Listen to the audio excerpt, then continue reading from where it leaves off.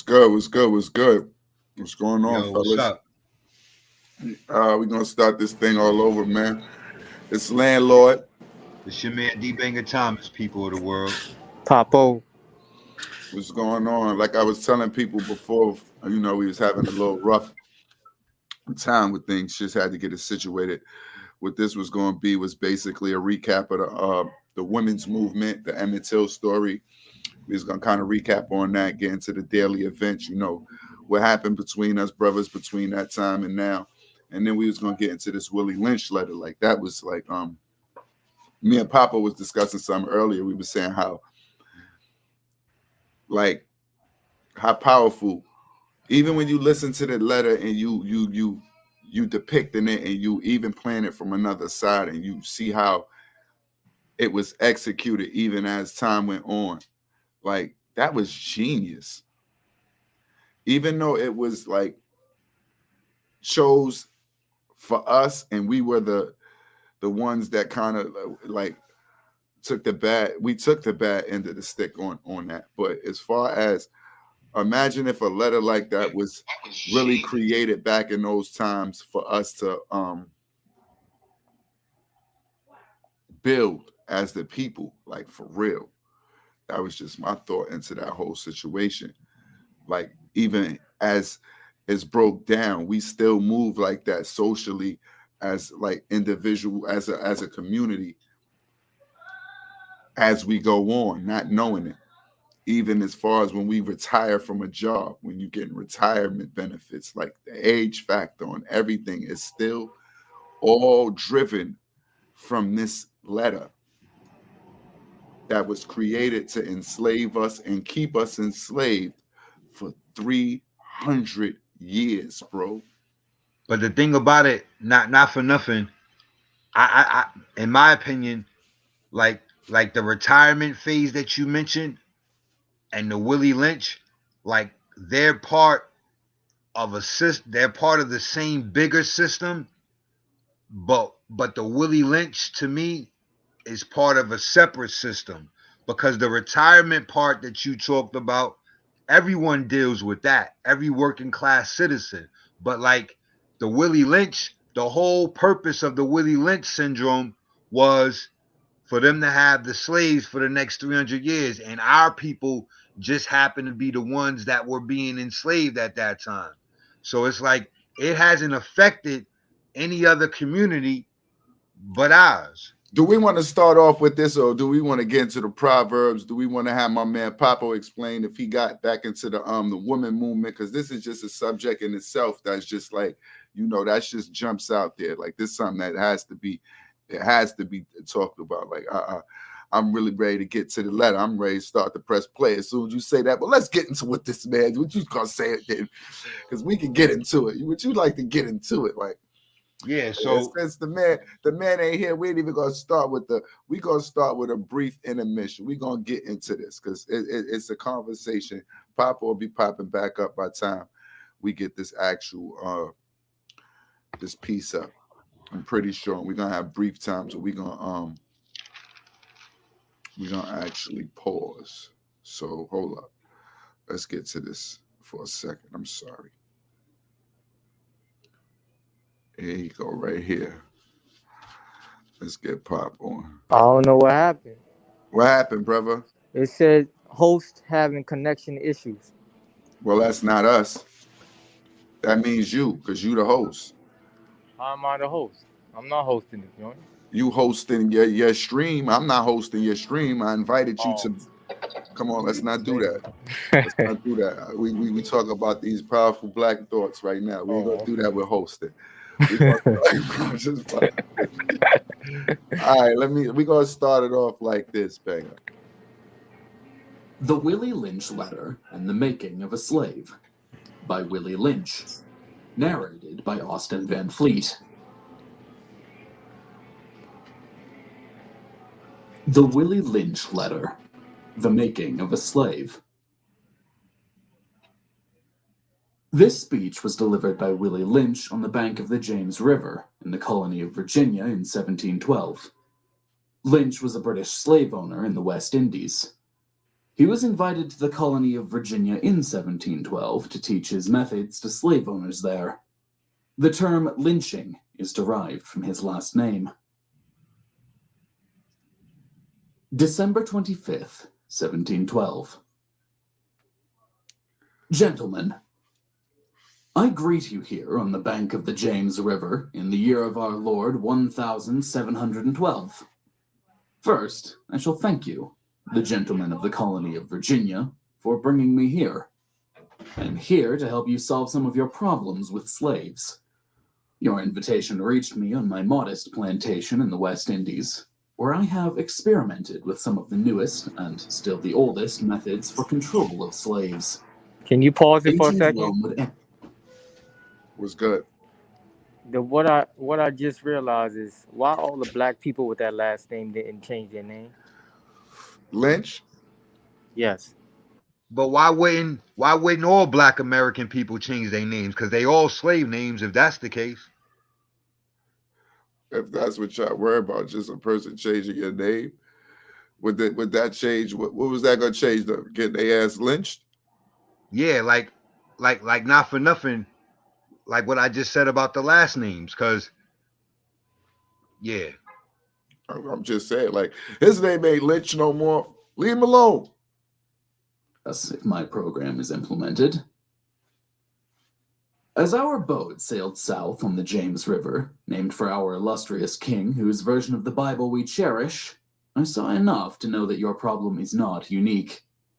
While Rome used cords of wood as crosses for standing human bodies along its highways in great numbers, you are here using the tree and the rope on occasions.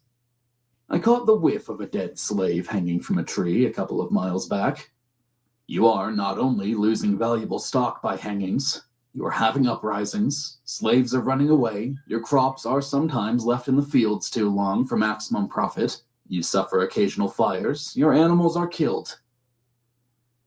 Gentlemen, you know what your problems are. I do not need to elaborate.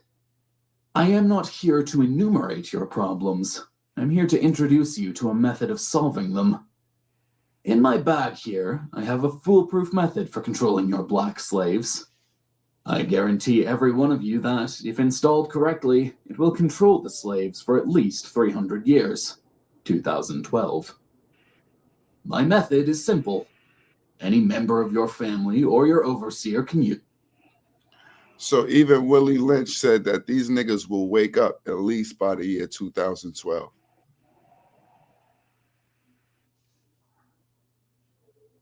I have outlined a number of differences among the slaves, and make the differences bigger. I use fear, distrust, and envy for control. These methods have worked on my modest plantation in the West Indies, and it will work throughout the South. Take this simple little list of differences and think about them. On top of my list is age, but it's there only because it starts with an A.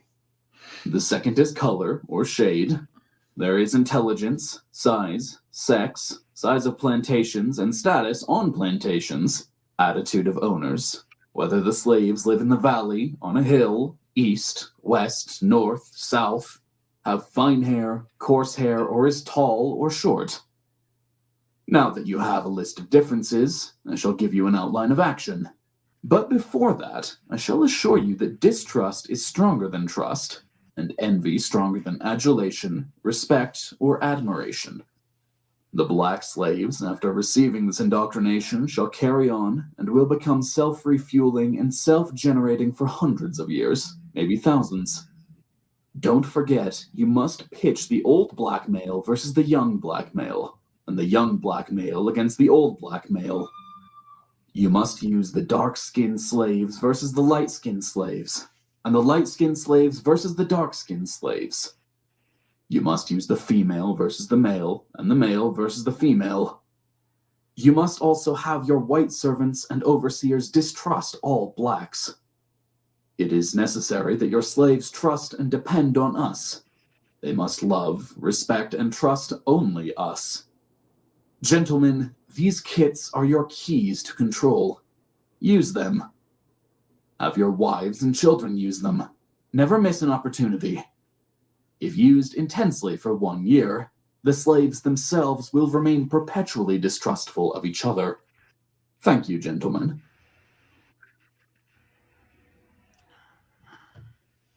In a nutshell, he gave them the first chapter on how to break up the black family.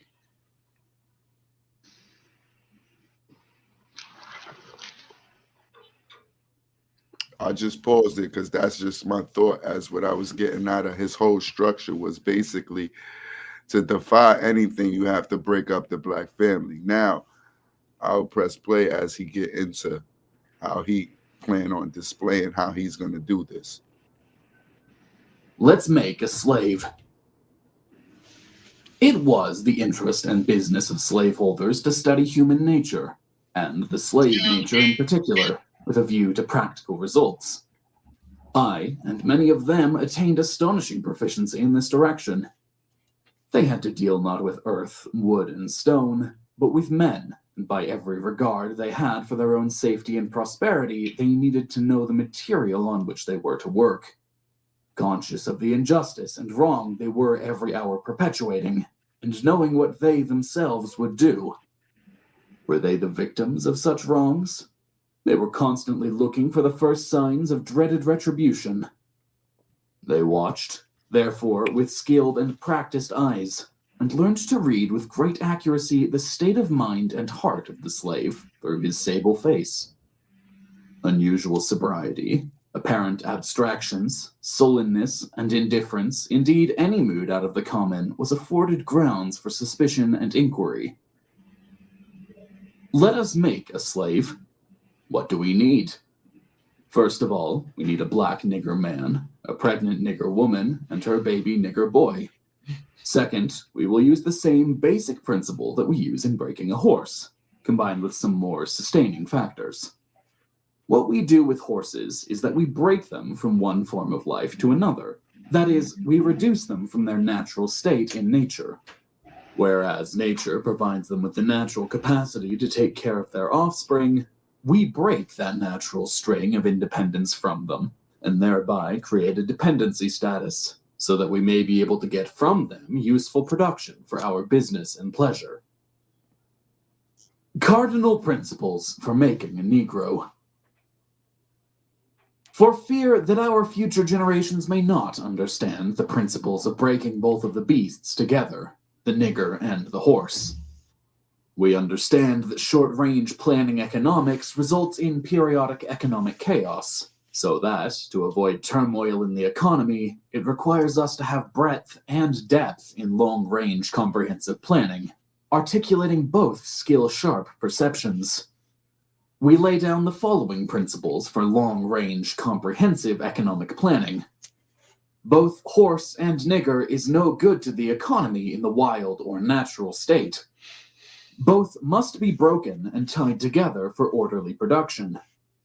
For orderly future, special and particular attention must be paid to the female and the youngest offspring. Both must be crossbred to produce a variety and division of labor. Both must be taught to respond to a peculiar new language. Psychological and physical instruction of containment must be created for both.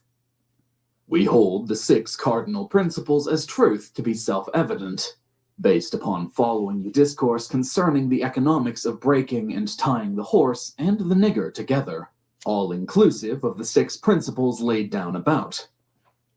Note, neither principle alone will suffice for good economics. All principles must be employed for orderly good of the nation. Accordingly, both a wild horse and a wild or nature nigger is dangerous even if captured, for they will have the tendency to seek their customary freedom and, in doing so, might kill you in your sleep. You cannot rest. They sleep while you are awake, and are awake while you are asleep. They are dangerous near the family house, and it requires too much labor to watch them away from the house. Above all, you cannot get them to work in this natural state. Hence, both the horse and the nigger must be broken. That is, breaking them from one form of mental life to another. Keep the body, take the mind. In other words, break the will to resist. Now, the breaking process is the same for both the horse and the nigger, only slightly varying in degrees. But as we said before, there is an art in long-range economic planning. You must keep your eye and thoughts on the female and the offspring of the horse and the nigger. A brief discourse in offspring development will shed light on the key to sound economic principles. Pay a little attention to the generation of original breaking, but concentrate on future generations. Therefore, if you break the female mother, she will break the offspring in its early years of development, and when the offspring is old enough to work, she will deliver it up to you, for her normal female protective tendencies will have been lost in the original breaking process. For example, take the case of the wild stud horse, a female horse, and an already infant horse, and compare the breaking process with two captured nigger males in their natural state, a pregnant nigger woman with her infant offspring. Take the stud horse, break him for limited containment. Completely break the female horse until she becomes very gentle, whereas you or anybody can ride her in comfort. Breed the mare and the stud until you have the desired offspring. Then you can turn the stud to freedom until you need him again. Train the female horse whereby she will eat out of your hand, and she will, in turn, train the infant horse to eat out of your hand also. When it comes to breaking the uncivilized nigger, use the same process, but vary the degree and step up the pressure, so as to do a complete reversal of the mind. Take the meanest and most relentless nigger, strip him of his clothes in front of the remaining male niggers, the female and that nigger infant, tar and feather him, tie each leg to a different horse facing opposite. I think I'm this sorry. it might be too much. We gonna have to That stop many it. niggas in a row.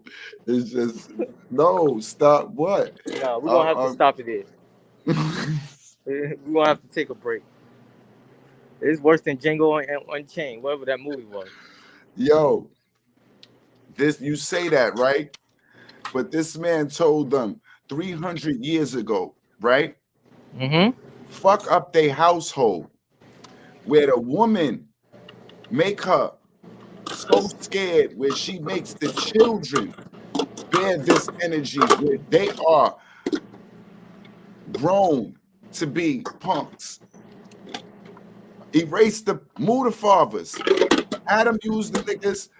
Let them be bucks. Let them buck the system and do what they do, just so they the stud that we need after them can have that natural off, instinct also. But don't have them close to the household. Don't let them believe that they have to be in the household.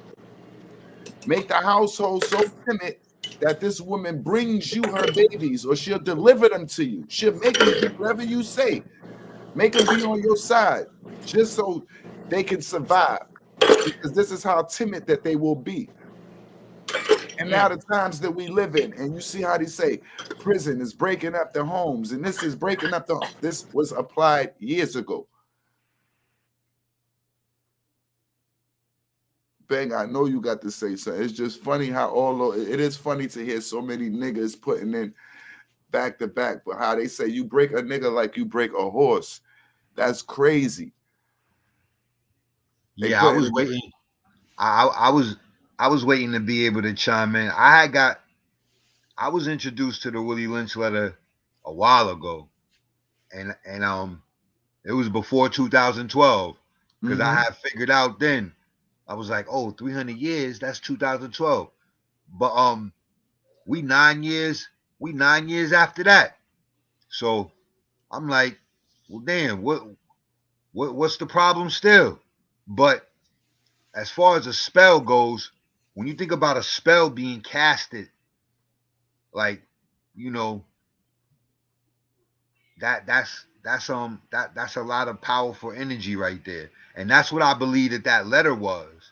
You know what I'm saying? Because when you're writing, let alone in script or cursive, you know what I'm saying? But just writing alone, like you putting something from your mind onto the paper, like just that alone. So it's like that whole letter was like a spell. And then they acted out everything that he You know what I'm saying? They followed his directions to a T. Because you see now, everything that we dealing with, like how the community is, how everything is. But How you in there's a fear, huge how they awakening. trying to erase the black man, how they try to erase the whole aggressive feel. Anything aggressive, anything loud is too aggressive. We need you timid. We need you passive. We need you, and you have to enjoy and accept what's going on. We Yeah, want because you. yeah, my fault. Yeah, because The same like way they did with the slave masters. They killed the motherfucking meanest, then they whipped the punk nigga to death and let him, just survive just enough and show the bitch he's still not in control. I'm the master. But go ahead, you got that little punk nigga that's left. This is your king. that was the whole Willie Lynch syndrome, the making of a slave. Yeah. And then more to They make of a tied him. slave. They tied the buck to the horses. They tied the buck to the 4 horses and whipped the horses so the horses could rip his body apart, my nigga. And Like, so, like, torture you in front of your people since he's the strongest, and yo, watch the rest of them fold. But my thing is this though. They place that letter into society. That's the way it goes in society. That letter is implemented into society. The cops act like the cops are the same niggas that was, instead of you getting lynched now, they'll shoot your ass down in the middle of the street, bro. Give a fuck what y'all talking about. So you think that's how they was making examples out of, let's say, any They told you. No, for I'm this just shit saying, to work, everything has to be implemented. In today's world, like, for you to follow the letter, for it to work 300 years, we still got to follow what you said. Yeah. I'm sorry, I didn't mean to cut you off. Nah, I was got saying hyped for a minute. Nah, I'm saying, so you're saying that they still use it in today's generation. They go into certain hoods, right? And they find whoever the boldest nigga, and they break him down, and so the rest of the niggas can follow. You know what I mean? We ain't got to do that.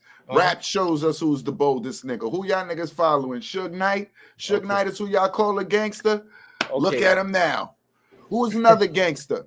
Tupac dead. Give me another gangster. Whoever your Messiah is, show me who he is.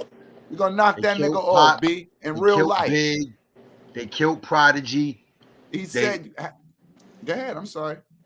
Yeah, no, I'm just saying, like, you have to implement all 6. Yo, it's to the point that this is what happens. Not for nothing, but on the text that you had sent, Pop, like the music industry or the music. I wanted to get it verbatim how you had said it. I think I said the music industry is controlled by the devil or something like that. I think. Yeah, so basically, more or less, I've been telling niggas that, Pop. But who are y'all calling the devil? This letter? No, we not talk about me personally. I'm not even talking about the physical entity of the devil as much as it is the energy of the devil, because it doesn't. There's not a color. There's not a color to this thing. It's a spirit. Yeah. The war that we fight is not based upon spirits. It's not based upon physicalities. It's based upon spiritualities, and principalities, and wicked places. And that's what the average person doesn't realize. Like, one of the things that gets me heated, right, is how we can sit here and build on the Willie Lynch letter, right? And then we'll come across brothers who are aware of the Willie Lynch letter, right? But then ain't shit getting done, though, my nigga. Because nothing is getting done, my nigga. Like, the 3 of us are good. But let 2 more other niggas pull up in the room right now. Somebody's going, yeah, man, I heard about that shit. Whatever, my nigga. Like somebody's gonna be tilted, bro. But this is not something that everybody's aware of. Everybody don't want it. This is not something that everybody's aware of, and everybody can't hear what happened to their ancestors, and they can't feel the same pain as everybody, as you may feel, as I might feel, as Papa may feel. We won't say can't. We won't say can't. There ain't no such word as can in our vocabularies. So we'll say maybe they not able. They don't entertain it. Yeah, they not able, mature enough emotionally or whatever. But if we able to, the next person's able to. Because anything one person can do, the next can do. Whether or not they capable, whether or not they want to, or they have the initiative or motivation or drive to do it, that remains to be seen. But at like the end of the day, I mean, my whole thing has always been, man, like now. All right, now, nothing. to fight your argument, though, right? I was gathering my thoughts. I'm sorry, I thought you was, so that's what I was about to say. To fight your argument, right? Yeah, go ahead. How did you have a chance when this man implemented these laws inside of you before you even became? Because the whole thing was not it was not to control the ones that was there then. Like he said, this might not work for the future of now, but it's going to work for the future. Meaning that their seeds that is going to be instilled in them, which it is. Because this is how these are the conditions that we are dealing with now. So now you say, pause. Not even to cut you off. Do the knowledge to how Willie Lynch was the blueprint, and the American society since that time has broken that shit down into pockets. They've like decompartmentalized that shit, because due to knowledge to the welfare system, you spell welfare backwards, it spells farewell. And then what that did was kick the father, the black male, the head of the household, out of the house. To this day, right now, we have the black woman running the household. To this day. Tell him. But that's to what this day, even with black men in the house. I just got off the phone. You was calling me. I was trying to do this and that, and you was calling me. I was talking to my cousin. All right, so check it. I'm talking to her. She's in her 60s. She's identifying with me in regards to the childhood, my childhood. So I'm saying to her, I was in a household where the females ran the men. The females ran the household, they ran the men.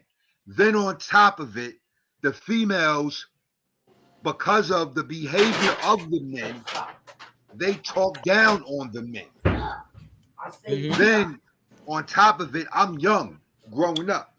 And then on top of it, I'm going to predominantly white schools at the time.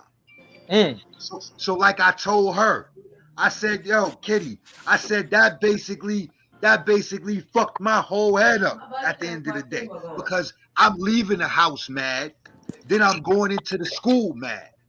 So it's like, and I'm not saying it negatively in the aspect of they did something wrong with the education or any of that. I'm using this as an example and using my growth and development as an example as far as like that blueprint is concerned. How they were putting the men down. Oh, don't be like these men, Dion. I'm sitting in the back seat coming from church or wherever we going, saying in my head, well, damn, who the hell I'm going to be like then? I ain't going to be like them. They women. I already know I'm not going to be a female. I'm not a female. I'm not going to be gay or anything other than what I'm being raised to be. But at the end of the day, I'm still like, well, who I'm going to be like then? So that I didn't want to, when I was coming up, I didn't want to be like my father. I wasn't proud of my father. And I had him in a household where, as a lot of my friends, they wasn't raised with their dad. And that's ill, because when I was talking to her, I was basically saying, all of that shit is deep, Pop. That's why I love this whole platform with us, bro. All of that. But you know what's even deeper? Hold on, man. Banger. It So sounded what do you like think, what Lane was about to say. Yeah. So that's what Willie Lynch implemented. Yeah. But that exact what you just stated is exactly what he told them to implement. Because if you implement it, that's a fact. That's how they males grow up. So then look. Not to cut you off. Then within that, we have the Mecca that we talked about last episode, from the south to the north. They was in Greenville, Mississippi. So they coming up down there. My aunt tells me stories of driving with my grandfather on the back roads, seeing black men being hanging from the trees. Like, tells me stories about that. Like, so it has a much more profounder effect on me now than it did when I was younger. But I'm saying that to say, so they had the Mecca from the south to the north. We talked about that because last week we touched on the pimping history. and everything. Right? We talked about that up north and everything, and then how everything, the climate of our people kind of changed. If you really look at history from the south to the north, when that migration happened, like, you know what I'm saying? It was like a little switch. Not like they forgot, but kind of like the story of they talking about the Israelites in the Bible and how they forgot where they had come from, basically. And it took them longer to get to the promised land. You know what I'm saying? So, but I went a couple different places, yo. I ain't even trying to Nah, you get straight. scattered, but all of that is deep, though, Pop. I was trying to do the correlation. Pop. So now I think, so how do you train yourself, right, to wash all of that out of your brain, that mentality? You know what I mean? It's almost like we got to retrain our, you know what I mean? So I've been militant minded, but this is what I realized, though. I be sitting here bugging, especially with the platform now, right? Being my own therapist. Because I'm like, nigga, you was militant as a kid in the house, raised in a predominantly white school. So like culturally and aspects, you being a black man, but like culturally being so in tune with their culture, that white shit, quote unquote, the European nature, however we put it, my nigga, like it got to you, like it stuck on you. It stuck on me more than the average, say, from the hood. So that's why when I got to the hood, you feel me? Niggas is like, oh, you talk like this, or you talk funny, you act like this. Because of the education and the upbringing. I was brought up in a certain, you understand? Like I was writing in script in like the third grade, third grade. Type shit, like the etiquetteness, learning how to sit at the table, set the table, all of that. I went to the black cotillions. You know what I'm saying? The cotillions at Menacing Townhouse in Harlem. That was the part that they did to help educate me on my culture. You feel what I'm saying? Because they knew where I was at. They knew where they had me. That was the blessing. And then going to you know what I'm saying, Union Baptist Church in Harlem. So I'm driving from the suburbs with my aunts and my grandmother every Sunday, going to church in Harlem, coming from Westchester County. I'm looking at the kids on the corner. Why these niggas on the corner so early in the morning? They out there getting to the bag. But I didn't know nothing about that at the time. Yeah. I didn't know why. I didn't, you know what I'm saying? But I'm putting everything together in my head. Because mind you, I got a whole side of me that's fully urban from Cleveland. That's where I was born. So when I came to New York at 3, it was like leaving 3 years of a life that had already formed, and then just starting a whole new life. Like this is your new life. This is where boom, boom, this is how it's going to be. And then all of that was supposed to be forgotten. Basically. You know what I'm saying? Now at 46, it helps me to really figure out and know where a bipolar diagnosis could come from, how the Willie Lynch letter syndrome fit in individually, not just universally, culturally, but individually. I just broke it down within my own. You get what I'm saying? Me and my father was like this since I was young. Willie Lynch nigga shit right there. I come home with something from my grandmother. Oh, that's nice. Why didn't you get me one? The fuck, this nigga jealous of me? I'm a kid. But what's funny is you say that whole thing, right? That. You say that whole thing, right? They said you raise the buck, you let the buck be a buck so he can raise what? The next stallion. So you was the next stallion. So they wanted you to be close to him, but pull you away into her way. That's the whole syndrome. Because we need you tough like that and hard like that, but you still gotta obey. That's why they kept him. That's why they kept him in the house. No, that's why they kept the stallions away. They let the mothers in them stay in the house. They said you let him move like a wild beast. You let him out there at the prey like a horse. You let him go on his own, thinking he moving, thinking he doing shit, but he got to stay away from the family. You manipulating him. But that's for him to stay tough. But for him to raise you, they got to keep him like that. Then once he gets to that next age, after he raised you, he useless. Hey, yo, what's up with y'all, man? Yo, that shit is going on, huh? Yo, I wanted Yo, to what's speak good, in Hog? on this part right here because Pop hit me with what y'all was talking about, so I had to Google the Willie Lynch letter. I didn't get through the whole letter, but that's one thing that stuck out to me was the part that where we're at right now in this conversation. It said that he wanted to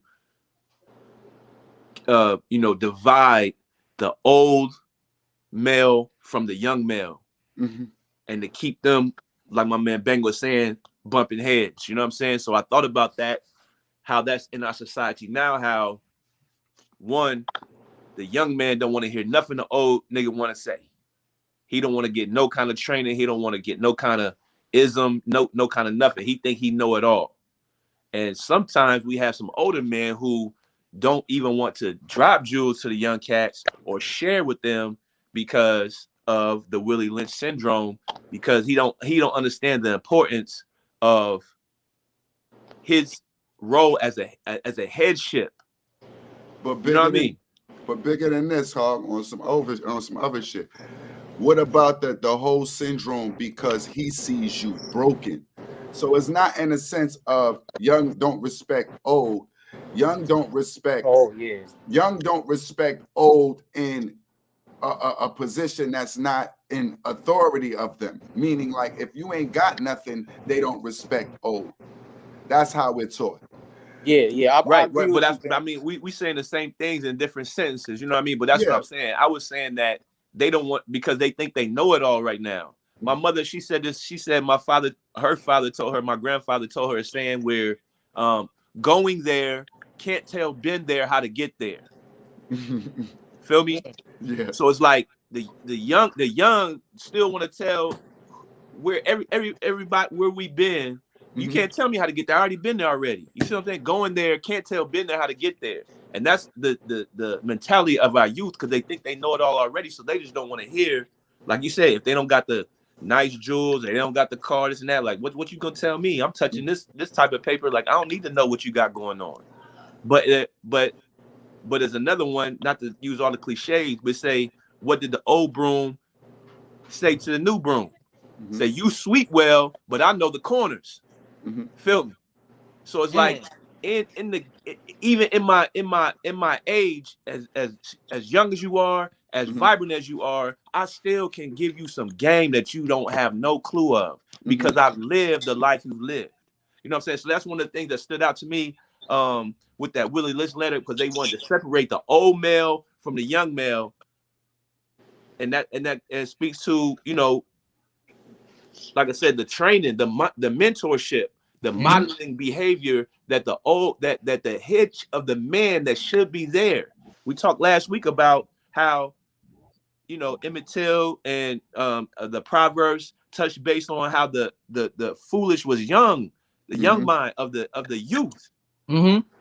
And the training from the old head is what will change that mind to drive that out of them. But if you don't sit and listen and understand that I got something to tell you, you still gonna be wild, and you're gonna be off the chain. You see what I'm saying? Yeah, so I thought that was the most interesting part. I don't want to, that's true. But conversation.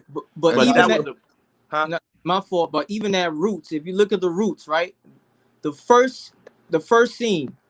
What was Kuta Kente father? You know how they took the boys and they took them out, like in the village, to train them to be men. Took them from their mothers. They would go, in the village, train them to be men, and then brought them back. So that's how in African culture, in our natural culture, right? You understand what I mean? So that was taken away, and they understood that. Yes. They understood that. Like, yo, we gotta, you know what I mean? I can see the parallels of the Willie Lynch letter, like you said, still being indoctrinated into our society now, into our communities now, and how that is affecting, as we go back, full circle, how that affects the dynamics of family. See what I'm saying? Yeah.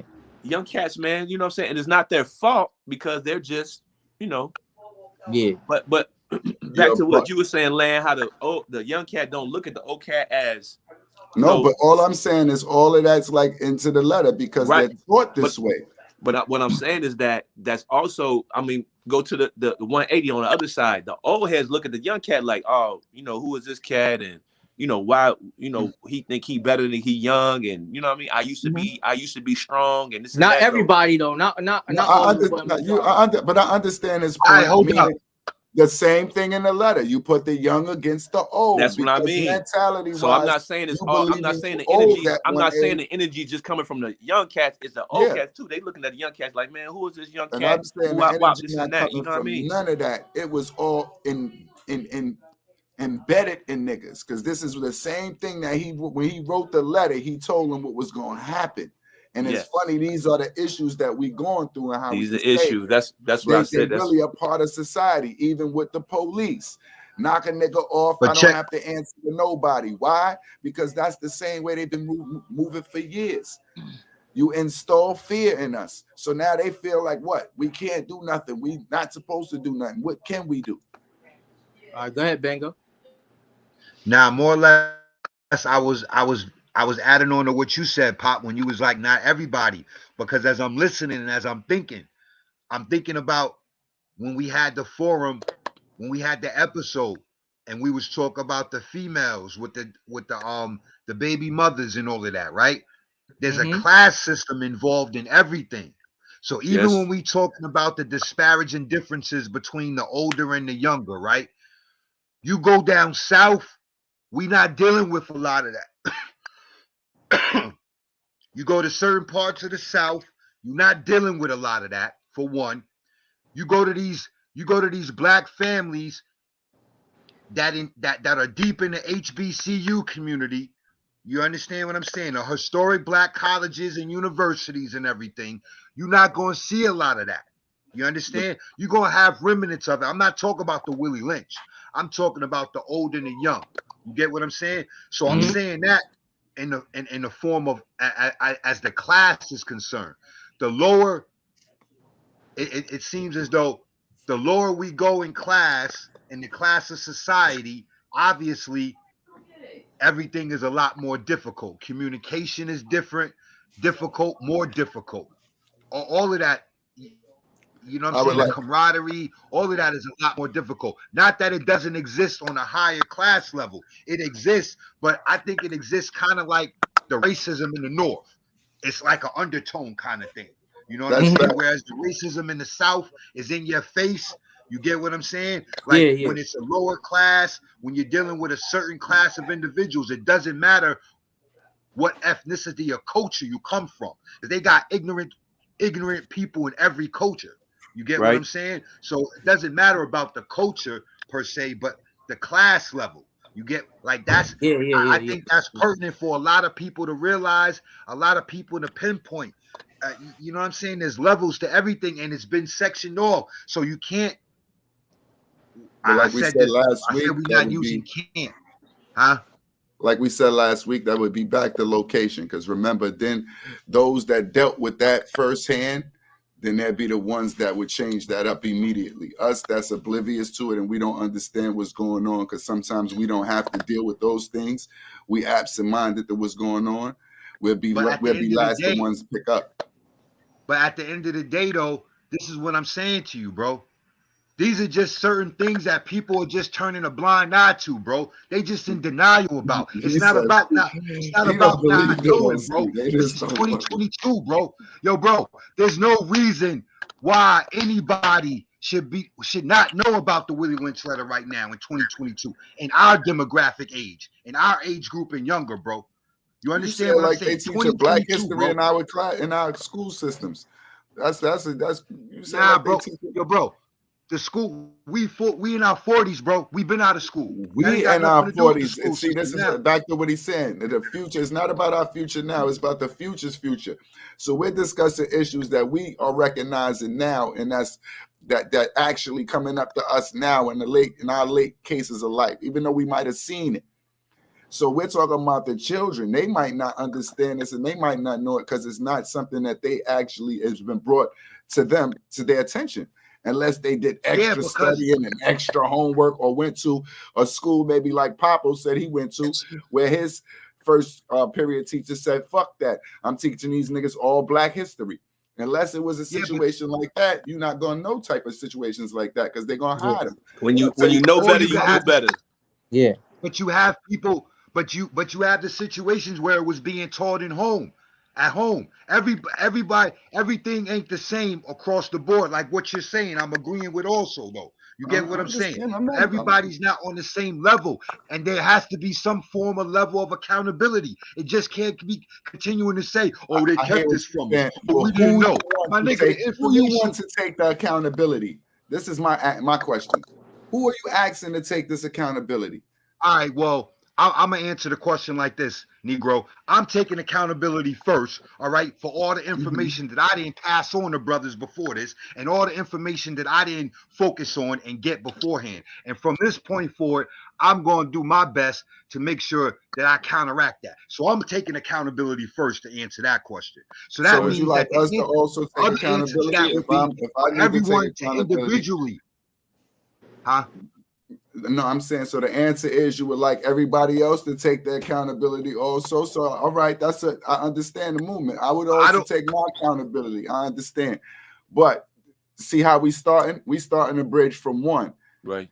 That's still something that we have to inflict in them for it to go on for the future. Something that we starting right now is still not going to empower nobody right now. It's gonna have an impact maybe 10, 20 years from now. But if you read that letter, but Lan, if you read that letter, that's what Willie Lynch was saying in the letter too. He said, "Don't worry about this generation. Worry about the future generations." Indeed. So what I'm saying is we can't negate Banger's position on the table because we have to start somewhere, and so that's a good start because that you say it's not going to be immediate. You know what I'm saying? Effect. Yeah, it will be for the person that he dropped the jewels to, or me drop the jewels, or you drop the jewels to. But yeah, that person will share the, like I say, keys open doors. You know what I mean? Keys open doors. We gotta drop the keys to the next generation so they can fuel and unlock the other future generations behind them. So we can't look at it like it's not gonna be immediate. I apologize. I didn't mean to say it wouldn't be effective. I was just saying that's us starting from the beginning, meaning that we still using the science of us starting it is the future actually being the ones to reap the benefits and see it actually going through. But the importance of what you just said and what I said, because I read that in the letter, it said, don't worry about this generation. Let's worry about the future slaves. So if it starts today with us, it starts now, that's a beautiful thing. Because now we changing the trajectory of the next generation or whoever we embody or interact with. You feel me? So I'm not saying that to be no combative. I'm saying like that's where it has to be because even if it's not immediate, that's who we're gonna touch the next generation. Would you brothers like to get into the other half? But we're going to encourage and empower the youth underneath us to make sure, because we had learned this at 40 that make sure your son, cousins, niece, nephews don't know about this at 40 years old. But what do you think Malcolm X? What do you think Malcolm X was doing all those speeches for? He wasn't doing it. It was you understand what I mean? No, when he was up there, that's exactly what he was doing to implement his philosophy for the next generation. Right. You understand what I mean? But Malcolm's word was tainted by his association. Meaning by the people you running with, they trying to disbar you and they trying to get rid of you, and then them having something to do with your demise. That discredits. It don't discredit, but they can erase. They only show us about Malcolm what they need to show us about Malcolm is what I'm saying. It shows the validity of this conversation because that's all it was about is divide and conquer. And so the strength that the nation had at that time and the movement they had going, somebody got infiltrated by government and they split it all in half to derail everything that Malcolm was doing as the prophet was doing and the Nation of Islam was doing. You see what I'm saying? So again, going back to that we don't even realize that the rippling effects of Willie Lynch and how that stuff is still to this day, 22. We just said it was said in the conversation, 2022. A lot of those things are still being implemented, and it's part of our society, bro. You say a lot. I say all, because he said if all 6 of these things are not implemented, it will not work. They figured out ways to. I'm sorry, Banger. Go ahead. Nah, finish what you were saying, Land. What you were saying was important. They figured out ways, like y'all said, to implement these things into into normal society, into ways of life. Like my man Banger was saying with the welfare system, with the household, as far as how brothers be incarcerated, take the brothers out of the house. Sure. Now, once you inside of a system, now, you 9 times out of 10, the ones that ain't strong in the household, if they going through something, now they back into a system, and now this is a redundant issue. Now you breaking down households, one household by one household, community by community, and this is only affecting us. The code. Oh, my fault. Go ahead. Think about the black and brown war out in California between the Mexicans and the blacks. That's part of the Willie Lynch syndrome right there. Whether or not the Mexicans know it or not, that's one right there, right? The color disparity, right? Then think about this, right? The white Anglo-Saxon Protestants, the Italianos, the Irishmen, the Jew, the Polak, the Russian, all them crackers, man, they don't like each other either. They don't like each other either. Think about this. They don't like each other, right? But some way, somehow, as far as this plan went, right? They was able to all, as far as this Americanized system goes, the Europeans coming from Europe and them just being rebellious. They was just rebels, basically. They were just hoodlums, quote unquote. They were just thugs. It was like, yo, listen, we're not jacking what the king is doing over there. So what we going to do is we just going to jack this land right here. We going to send the bread back to the king, whatever, send their little tax money back, so they don't send the troops over here for us because we still need their connections. But at the end of the day, we going to take this over. We was already here. We was already connected doing our thing. They saw all that. So then they just basically came together collectively like, yeah, Bobby, I really don't like your ass either. I don't like you either, Tom, but we don't like them niggas over there at all. So let's stick together. Let's have this pact, and we're going to go over there and do what we got to do with them, and then we could go on about our business. And that's basically what is going on in America, because they talk about each other. They'll say they little things with each other. But when it comes to us, they're going to work together. That's the split right there. That's the split. Think about it. Anybody has something else to say? Because I want to get into the other half. Because that was an important part, but then I want to hear another part in it too that I feel is important also. I think the whole letter is important. Do y'all mind? Yeah, we're going to have to come back to the letter, because letter can't just be. Huh? What you were saying? Now, my fault, man. I was just saying we're going to have to come back to the letter another day. Then we got a whole, we got the rest of the year. We ain't just gonna do Black History Month for February. I had one more point, Lamb. Yo, check it. Boom. So I said that's the coldest part about this all when I was reading it, because he said, how is this still implemented now? Because they have structured it in a way to where we are, carrying out wherever those 6 rules. And so it's already, like you said, how is it still here? Because we are tearing ourselves apart. You feel me? And that's a fact. And so the second part that jumped out to me, it said that it wanted to take us, the man, out of his natural state, break him down, and that's how we're going to, jail. It's implemented. So it said take him out of his natural state. So we as men, we as humans, we don't realize the strength and the power we have just to be in ourselves. You know what I mean? And family and all that. I'm gonna always go back to family because that's all I know. You know what I'm saying? And that's what they target. Because if they don't, that's how they target you, by the family. Yeah. And so that's the second thing that jumped out at me, as it said we want to take them out of their natural state, and then they're able to change how we view ourselves. Because like you said, you go to the inner cities, like most people don't understand our lineage and the royalty that we come from. They have no clue of that, but it's because of what they experience here, or what they see every day. You know what I mean? And so those are the 2 things that stood out to me, man, because I don't think that our youth, even the women, you know what I'm saying? The women, they don't, think about how they ripping and running, and the brothers popping pills and drinking lean and doing this, and women, you know, bending over on IG, shaking their tails, this and that. They don't understand how that is not in our natural state. You know what I mean? Like, you have to show yourself as a woman, and you can't be a man if you are already, you know, popping the pills and drinking the lean and drinking and smoking every day. You're not thinking in your natural state. You feel me? Mm-hmm. And all of this is part of that syndrome. This is what be crazy. Right. That's why, Bang, I know you talk about the letter. We got 10 more minutes. We're going to go into this letter, bro. To pull him apart in front of the remaining nigger. The next step is to take a bullwhip and beat the remaining nigger male to the point of death, in front of the female and the infant.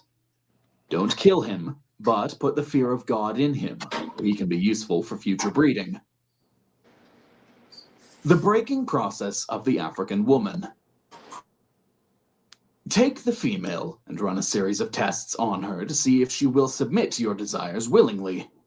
Test her in every way, because she is the most important factor for good economics.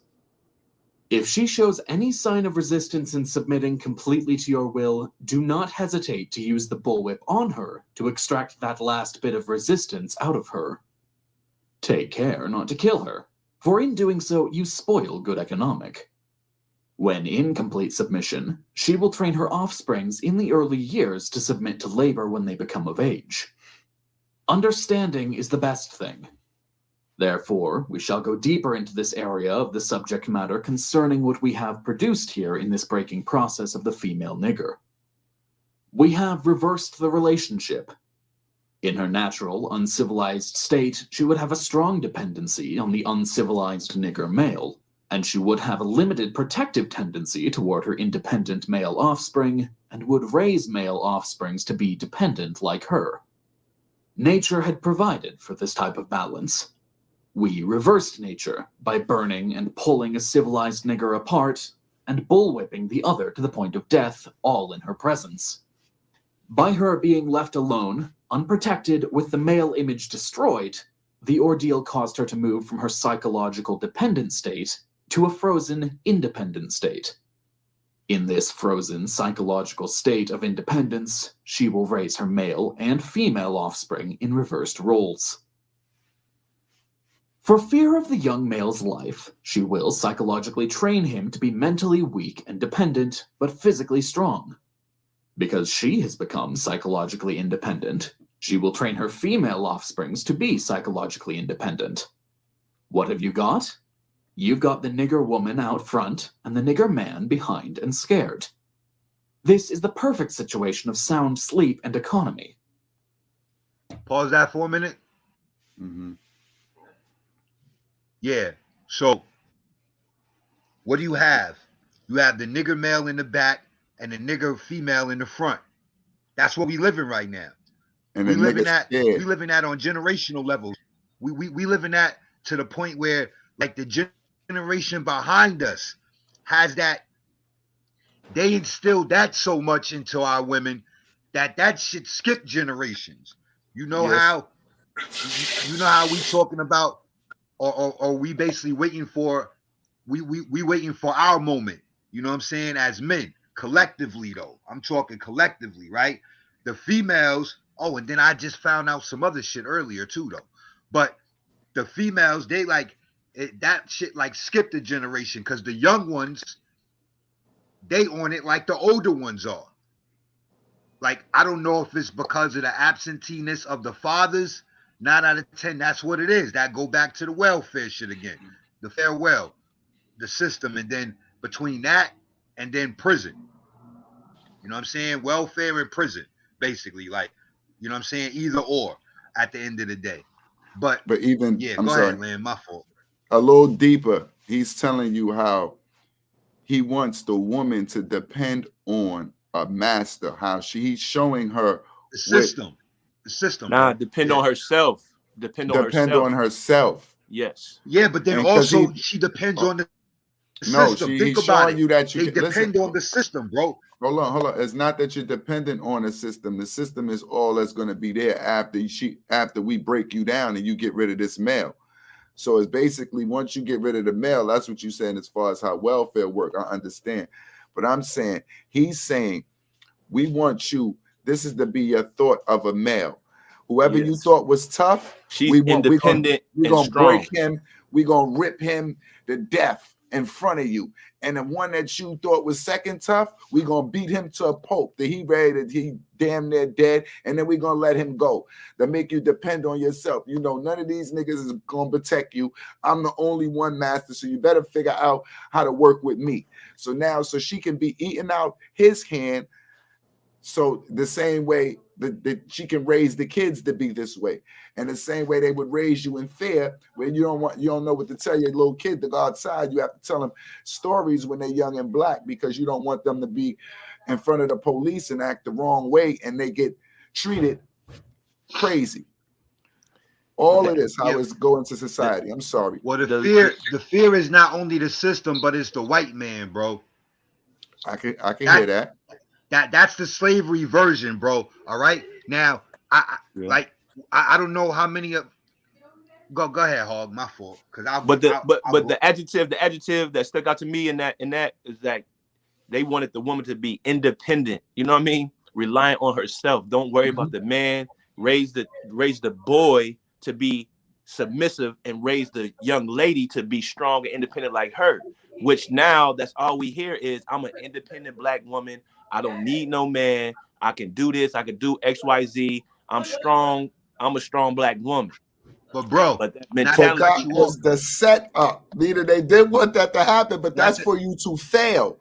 We try to take away your idea, the ideal man, so you can go and now you can believe that this is because we believe that you're gonna. But that's how the women are thinking now. Like I was saying, that's how they thinking now, because they. Yo, bro, what I'm saying is this, placed into society. I'm agreeing with you.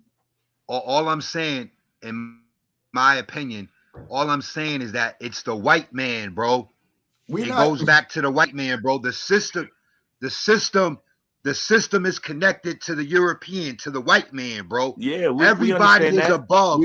Right now, that. you look at the commercials, bro. When you look at the commercials, you have black women with white men in commercials. How many commercials do you see of a black man with a white woman?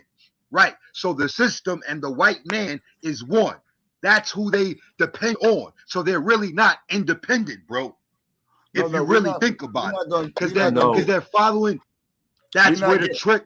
That's where the technology had come in at, and the disparate and the belief like they're above. They're above us. Banger. It's not an above thing. When he say independent, it means make it be. Because what they saying is basic. This I'm gonna simplify like this. I believe that she's not gonna make the right decisions without a male there to guide her. So what I'm gonna do is I'm gonna take away all of her images that she can find of guidance, and now she has to make the decisions on her own. That's what they mean by independence. Not independence as meaning independent. I didn't have to work for nobody. Not that. Yeah. If you heard the recording, Dbanger, and I agree with you. We're saying the same things. They wanted to adverse the family structure. They wanted to take out the man and put the woman here. Her mentality, and we understand that it's the system, because that's what the letter was structured. It's structured to create a system. So we're saying the same thing, but. I'm just going by the verbiage of the recording, because that's parallel with what's going on now of our women, because that's all they saying. I'm independent, I'm black, and I'm strong, and I don't need no man. That's the letters work. The system is working, but we're saying that is what is wrong with that thinking, because it has shifted the family dynamics to the woman thinking that she needs to be up front and she don't need no man. I'm not for that. I don't agree with that. I'm just saying that shows the validity of this letter that we're discussing this evening. And we ain't yet got to say that much when discussing it with women. We just got to say, look, Willie Lynch set y'all up. Willie Lynch set y'all up. Y'all went for the okie doke. Y'all went for the okie doke. Gonna do. He programmed y'all to do this. Y'all went for the okie doke. Simple. He set us up. What he did, he made you. If you thought you was gonna buck the system, knock that nigga off. Yeah. If you didn't, you was gonna raise a little nigga that was gonna do the same thing as you did. Who was gonna put his head down, yes, master, and be a student of the game still. But in reality, our whole thing was we know the woman is most important. So first thing we have to do is have her think alone. Everything has to be independent. Take away the thought of man. And with her being nurturing, as we know the women are, because I agree woman's most important. With her being nurturing, the children, her offspring is going to trust her, because she's going to be so nurturing. It's like, please don't act like this, son. Please, and this is how you supposed to act, daughter. And they're going to come up understanding that's how it's supposed to be. Now understanding that it's been inverted. And regardless of what your mother do, you only see the outcome. That's what I'm saying. Because it's still going to be in a nurturing, her motherly voice, her caressing touch. You know what I'm saying? Her encouraging pats on the back. You feel me?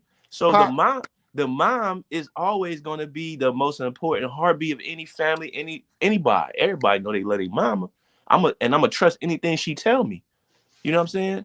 Not understanding that we are being programmed with this false sense of structure or strength by her mind and her heart. You know what I mean? So and they don't truly understand. It's something that's inflicted in all of us. And by the time we figure it out, it's already been indoctrinated, ingrained into us that we can't hardly shake it off. You know what I mean? Like I said, we in 22, still trying to figure out how do we get like this. And now you want to teach us new tricks. See what I'm saying? Erase that. So why do you think after all these years, right?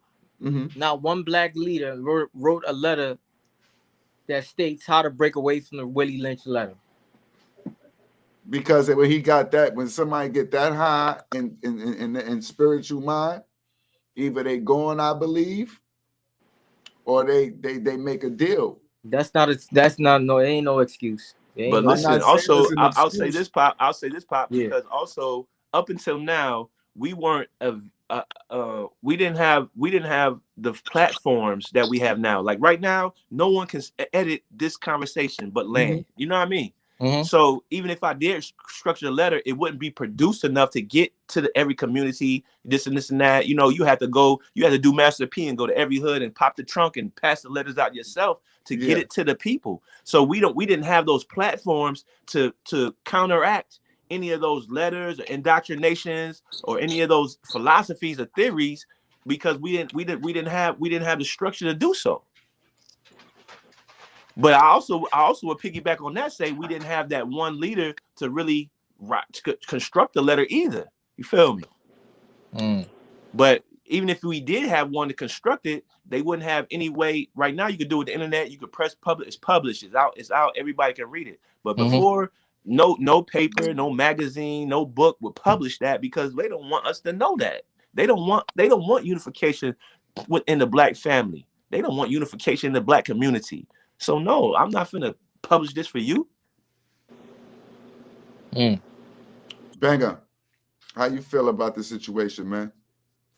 Because I see you got your notes and all that. I don't want to, please. Yeah. How do you? Or if even start today. How do you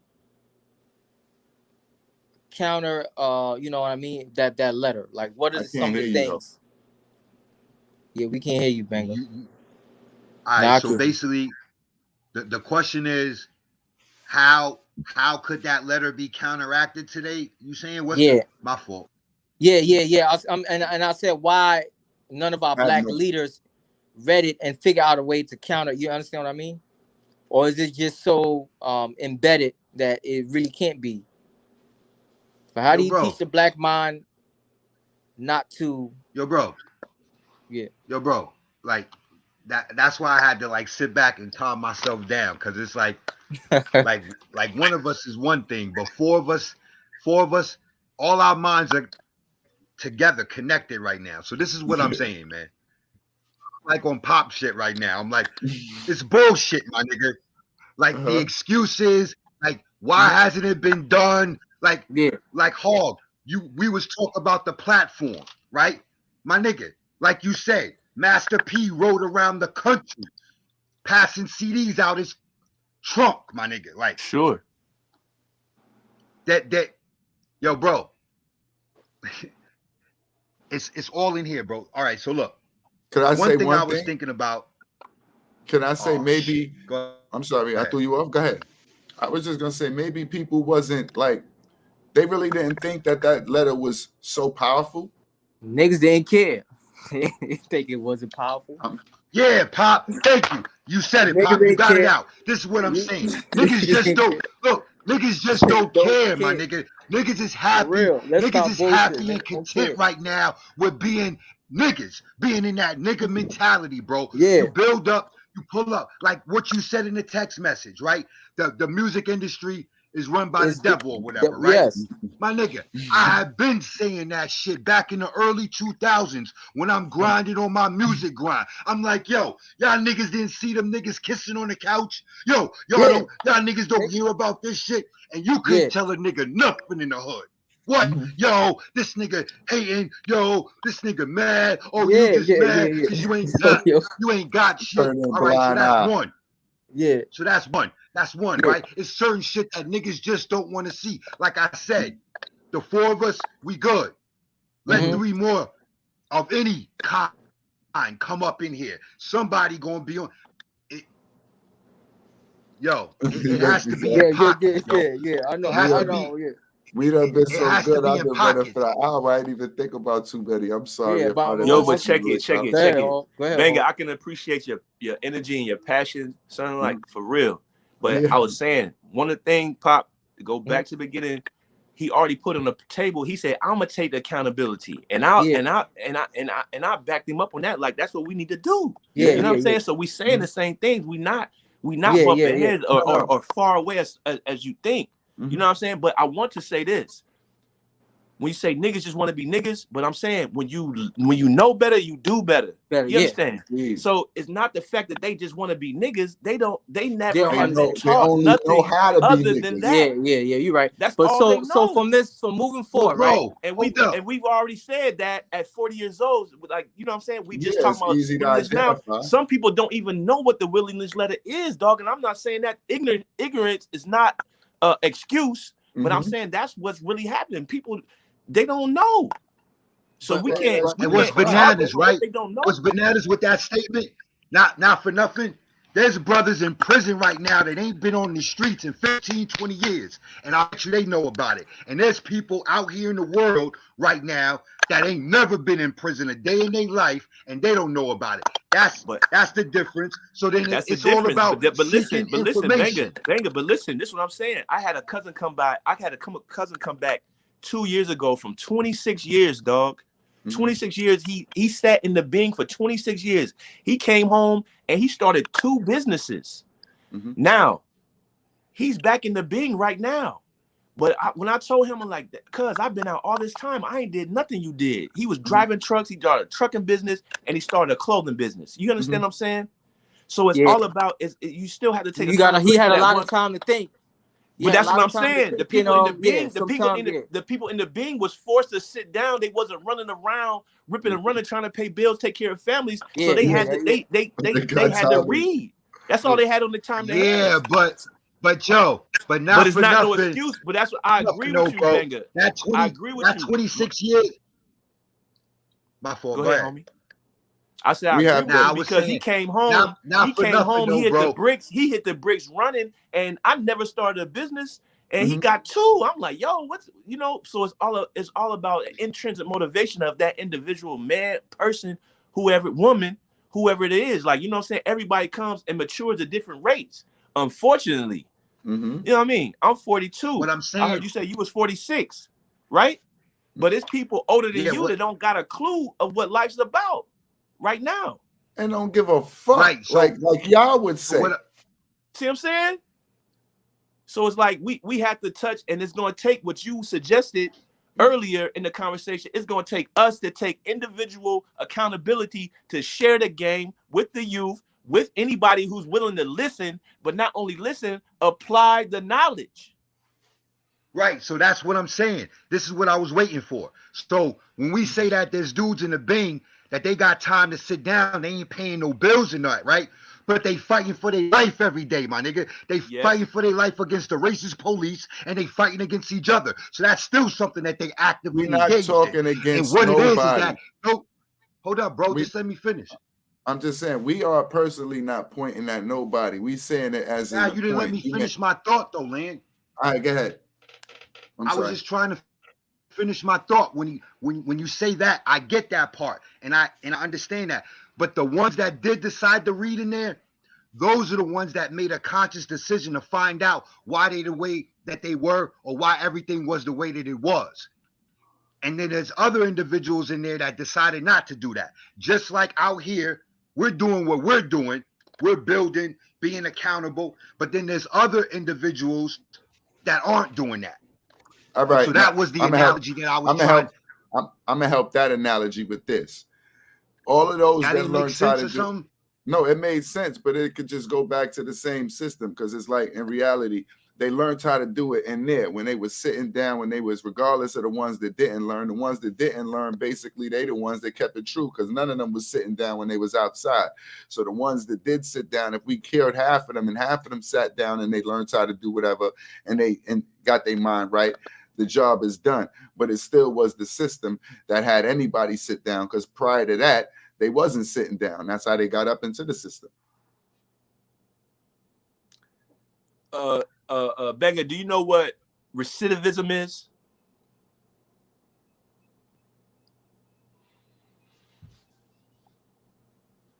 Does anybody on the platform know what? I'm fighting against that now, bro. I'm doing my best not to be a part of that right now. Fantastic. So that's what I'm getting to now. So even you got the cats that come into being, they know the knowledge, they have the game, they gave how much time to the people, but they come home and make the same mistake after all they read and this and that. You know what I mean? So it's not just about having the knowledge, bruh. You know what I'm saying? It's applying the knowledge and putting in situations to.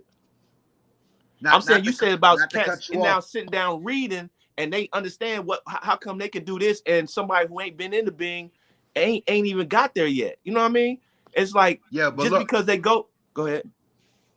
My point was, I don't even want to cut none of y'all off, but we like we were saying, we all on the same page and we fighting the same idea for.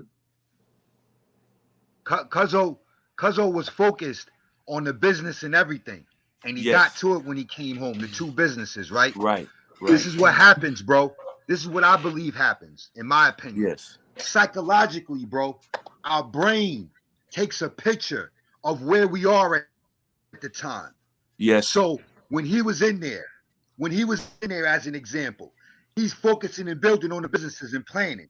But psychologically, when he came home, that there was a format that helped him rise up to do the businesses. That step was there.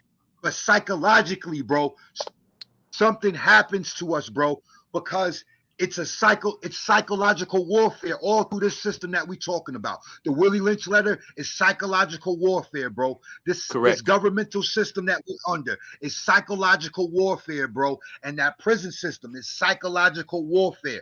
So psychologically, he was motivated in everything, bro. But psychologically, there was something that happened. I don't know. I would have to talk to him. I can only say this because of the little 4 that I did. Yes. On top of everything else, like even I was in a little medium. He was in a max. That's a whole different level of abuse. But I'm just saying psychologically, like I used to wonder, Hog, why niggas is going in and out. Why niggas is doing this jail shit like it's day camp. I had to go and find out myself. I didn't purposely put myself in there, but I kind of purposely did, my nigga. And I had to see what this shit was about. And I found out it's all psychological, bro. It's your brain is taking. You get caught up. It's like being in the Matrix, bro. When they come home, he do the businesses. You get off to the great stuff first, and then it's like a glitch in the Matrix, bro. Something happens that'll take you back to that old mind state. So it's not like these is just jail, because it can happen to anyone in the town, and people in the street go through it. But they just don't have that criminal side, I guess, to have them fall all the way down. People do it in their everyday life.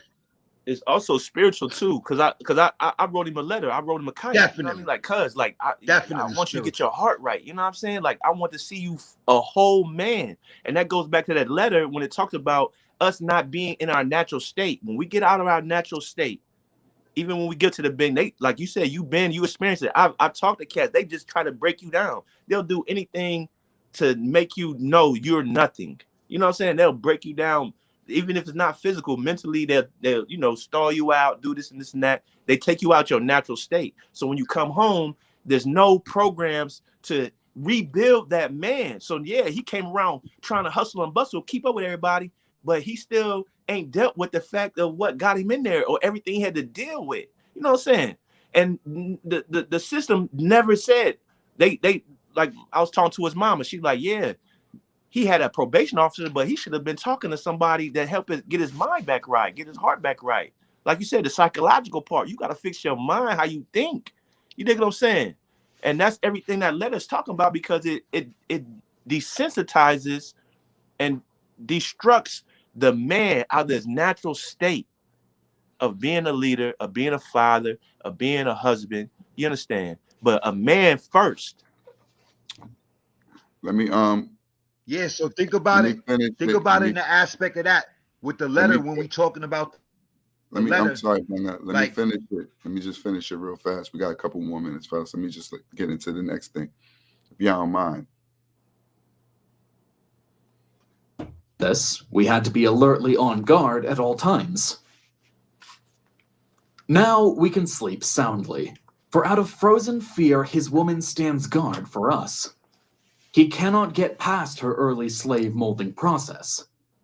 He is a good tool, now ready to be tied to the horse at a tender age. By the time a nigger boy reaches the age of 16, he is soundly broken in and ready for a long life of sound and efficient work and the reproduction of a unit of good labor force.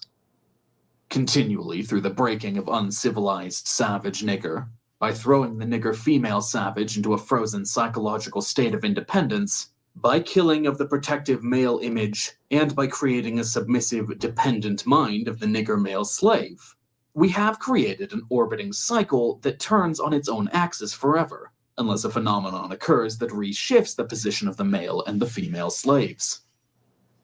We show what we mean by example.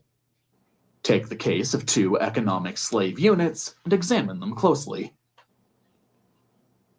The nigger marriage. We breed two nigger males with two nigger females. Then we take the nigger males away from them and keep them moving and working. Say one nigger female bears a nigger female and the other bears a nigger male. Both nigger females being without influence of the nigger male image, frozen with an independent psychology, will raise their offsprings into reverse positions. The one with the female offspring will teach her to be like herself, independent and negotiable. We negotiate with her, through her, by her. We negotiate her at will.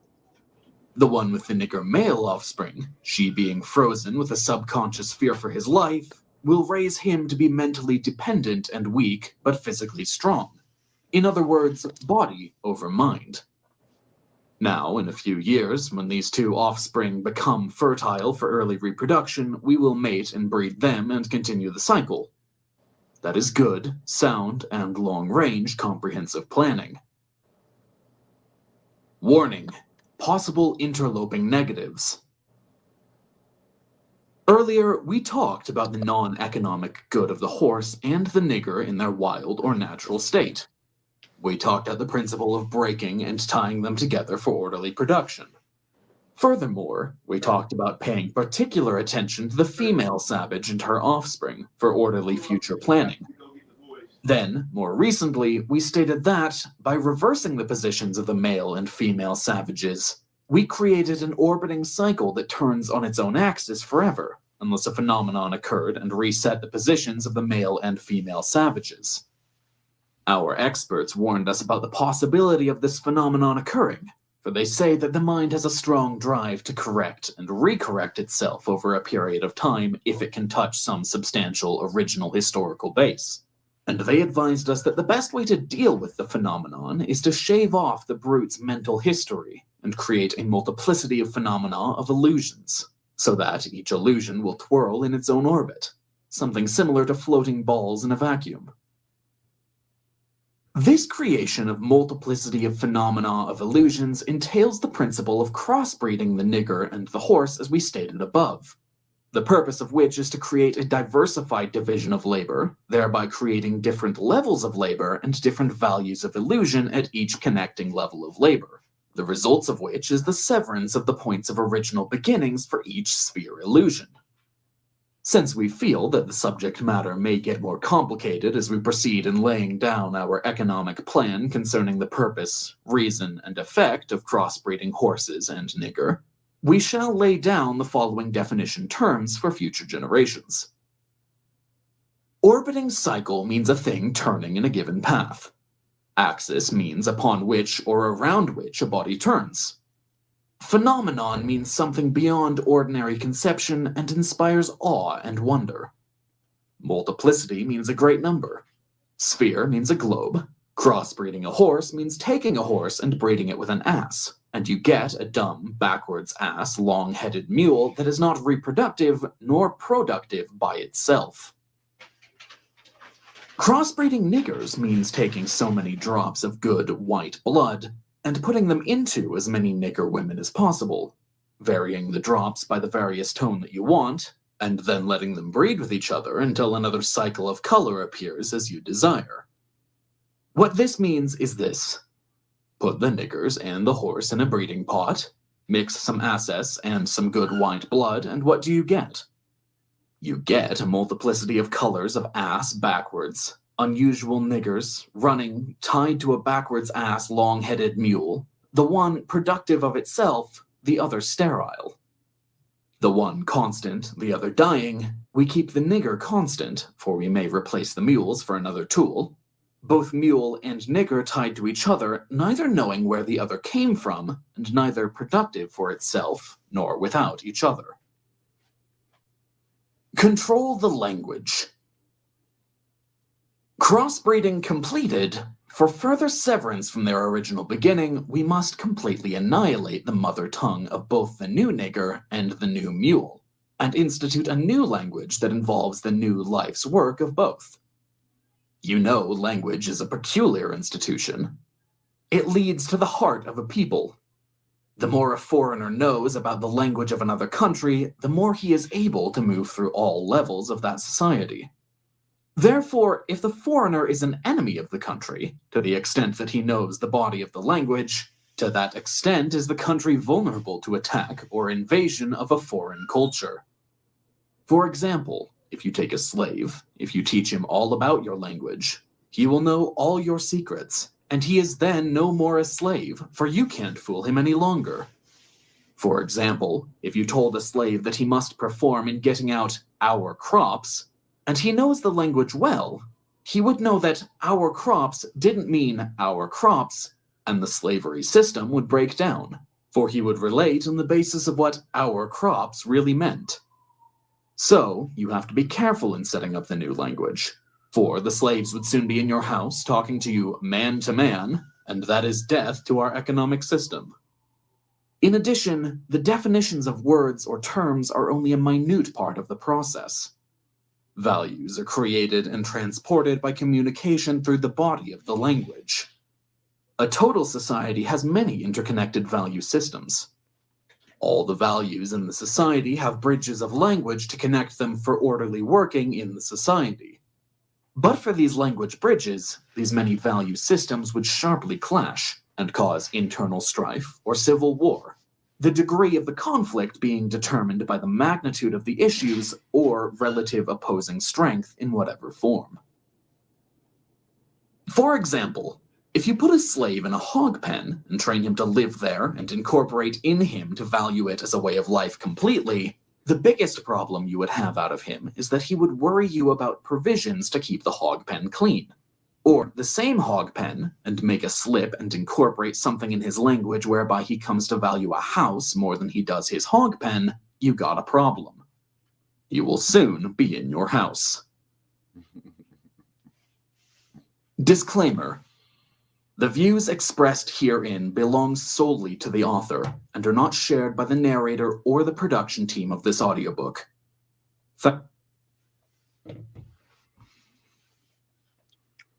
yeah, so that's just a slight, I guess, infraction of what's going on, because the letter's a little bit more in depth. Got a couple more things they get in depth about age and all of that. But how y'all feel about what you heard?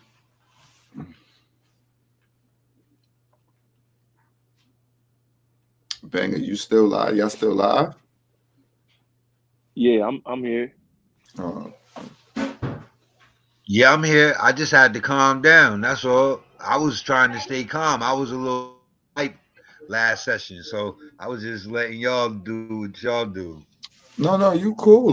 You wasn't. I love the passion. You know me. I just got to laugh. Yeah. I appreciate your position. You know what I mean?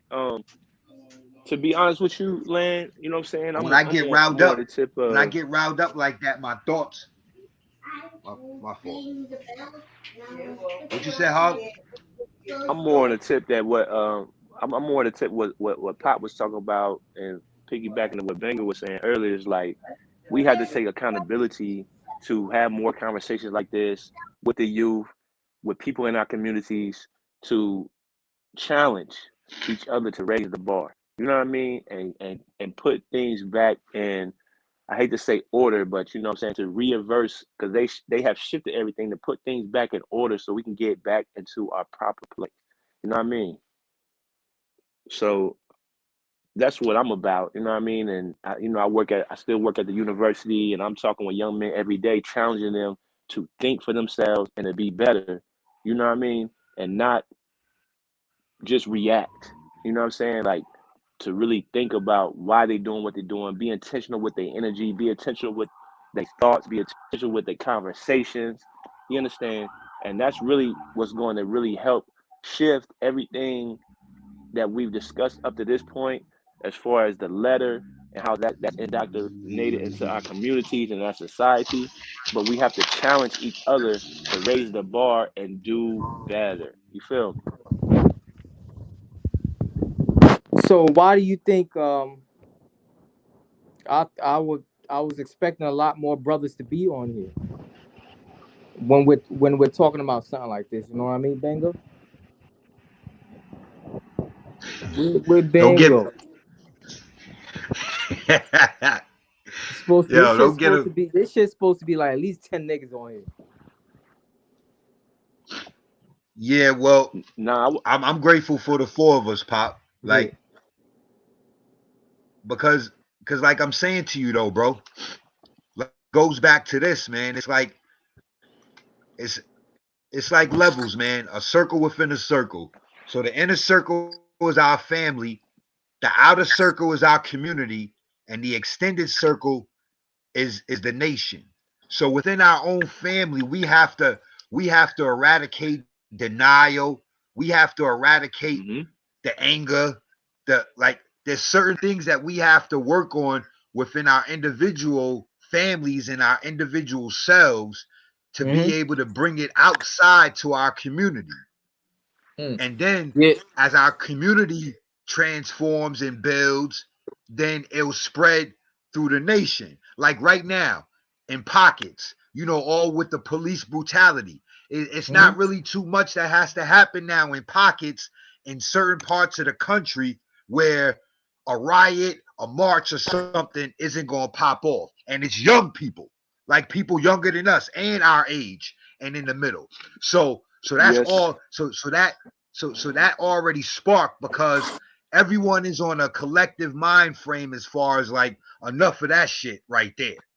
But what Yeah. has to be enough now is us depending upon the system, us loving the system, us loving massa, quote unquote. Massa's Yeah. anything that belongs to massa. Like, because there's enough, like right now, collectively, you know what I'm saying? As a people, there's so much more that we can do.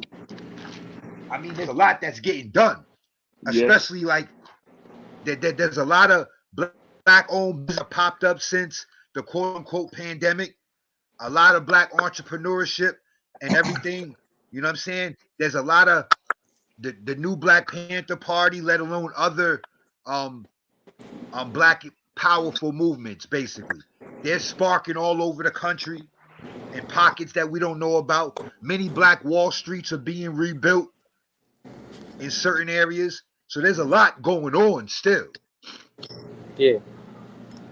Yeah, that's why, man, I'm just so grateful that I have certain older individuals. You know how we was talking about, passing on the knowledge, the older generation or the older males. I felt like I was one of the ones that listened. You understand what I mean? I could have, you know what I mean? I'm so grateful for people like Willie and Willie Leftwich, AZ. You understand what I mean? Like people that really, you understand, like positive energy, positive message. And I listen, man. This shit is deep. Because really been on this shit game. for a long time. I'm telling you, like, I'll be like, yo, I'm like, yo. And he's like, yo, niggas just don't want to listen. He said, yo, I be telling, and he be putting me on some shit. I'll be like, wow. Right. Some deep for years. From the first day I seen that brother, he never told me anything negative or, you know what I mean? Could be building. Yeah. Hey, another thing is like when you ask a question, why it's not more brothers on here? Like even when you send me, I say, what's the topic for tonight? You said Willie Lynch. I'm like, oh. Oh You know yeah, what I I mean? knew you was gonna be I on it. actually He was Googled like, the yeah. joint. Yeah. I'm saying I actually Googled the joint. I was familiar with it, but I never actually sat down and read it. Yeah. So a lot of people probably have been turned off not by the fact of what they just don't know. You know what I'm saying? Indeed, I'm that's sure what I they was care about trying the to say. communities. I'm sure they care about the community. I'm sure they care about their family, stuff like that. So it's like Willie Lynch. I ain't know nothing about it, but I wanted to at least read. I didn't get through the whole letter. I ain't had that much patience, but I did have some points to interject and wanted to keep, into the conversation. So a lot of cats, when they hear that subject matter, they just get thrown back because they feel like, oh, I don't have nothing to say about that. They don't know about it or something like that. You know what I mean? Which again, we're going back to what you saying. Vegas say it's not an excuse, but I'm just saying that's how, you know what I'm saying, cats is thinking like, yo, I don't got nothing to say about that. Feel me? Yeah.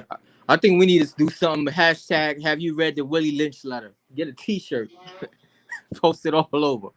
Have you read the Willie Lynch letter? Word. What's funny is Banger was making a joke when he said, yeah, I read it before 2012. I did also, but I wasn't aware of it. When I read it, it was like crazy because it was like, when you hear information that's really applying to what's going on, you be like, yo, hold up. Who sat back and wrote this, bro? Who was this man? You know what, though? Like, you know what, though? He got that shit from somewhere. I don't think that, or he got it from somewhere. I'm not saying he got it from. Well, I'm just saying. I'm not saying we know how it goes. Yeah. When a nigga finished the plan, shoot him in the head. Take the book. Yeah. You created it. We know how it go. But I'm just saying that, and I say that to say, just imagine if that structure right there was implemented on some love shit from the get-go. Because remember, they said there's another way. Right. We just going this way. So imagine that, bro. Because for you to say he stole it from somewhere, he had to steal it from that concept of somebody going the concept about of the horse. He got that concept from the horse. Not even saying the concept of a horse. Going the concept of seeing somebody going about it all the right way. So I change it around and manipulate everything that they doing. And you feel me? It's for money. It's for money. It's always for money because everything you hear in there saying economically. Yeah. Economically. Everything he said, economic. That's gonna shift the economic plan. That lets you know he had a money. This was a money is evil. Don't mess up the money. Money is the devil. Don't mess up the church money. For real. Because without the concept of money, do you think it would have been slavery? Do you think we would? You understand what I mean? Without the concept of money, I don't think so. These people did this for money. It's gonna be that because just like Ben was saying, it's a class system in the world. Yeah, it's gonna be slaves. It's always gonna be slaves, bro. Like it's gonna be a less stronger person. A stronger person is gonna make a less subservient person our slave, or they're gonna take over. Yeah, I think there will always be without money. Yes, because it's a caste system, a natural order of life, of people. You know what I mean? Yeah, but slaves in a sense where you're slaves in a sense where you're building like Egyptians had slaves. You know what I mean? You just gonna go as far as how the Egyptians treated their slaves, or Yeah, remember, it was white it's like we're building the, like, let's say we're building the pyramid. You understand what I mean? We're at building that the time, even when he wrote that letter, I'm sorry, he Yeah. said to break a nigger slave. So Yeah, that lets you know that they exactly. were white slaves also. Yeah. But he just So- saying by us breaking this nigger slave, we ain't never got to worry about no timid white man doing nothing. If we breaking this nigga in front of him, showing them what we would do with them, and then they already naturally got it a little lighter. They the Samuel L. Jacksons. What are they gonna buck the system? So to them, slavery may seem, like you saying, may not seem so bad. We live with the masters. We bathe with the masters. Yeah. But yeah, some of these terms, man, it's crazy. Like when you go to a house, right? You review a house, an apartment, whatsoever. You have the master bedroom.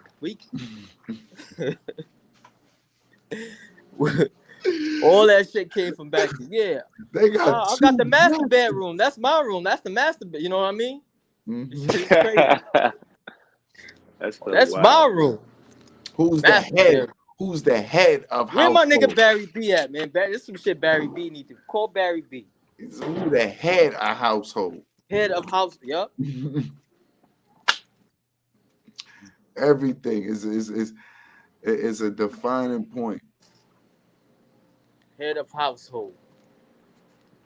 How you feel, Bang? I know you got something to say. You just trying to hold back because you feel if you don't want to. It's too much. It's probably too much for Beggar brain right now because he's so passionate. Bang was on notes again. I see. So passionate. Paper. So passionate about this shit, man. I know. Sometimes. Look. That's how you know. Yo. Yeah. I was basically, you know, the part where y'all was talking, we were saying earlier, Willie tricked us and they tricked our women. Basically, like, in that sense right there, like, I wrote that part down and I'm like, that.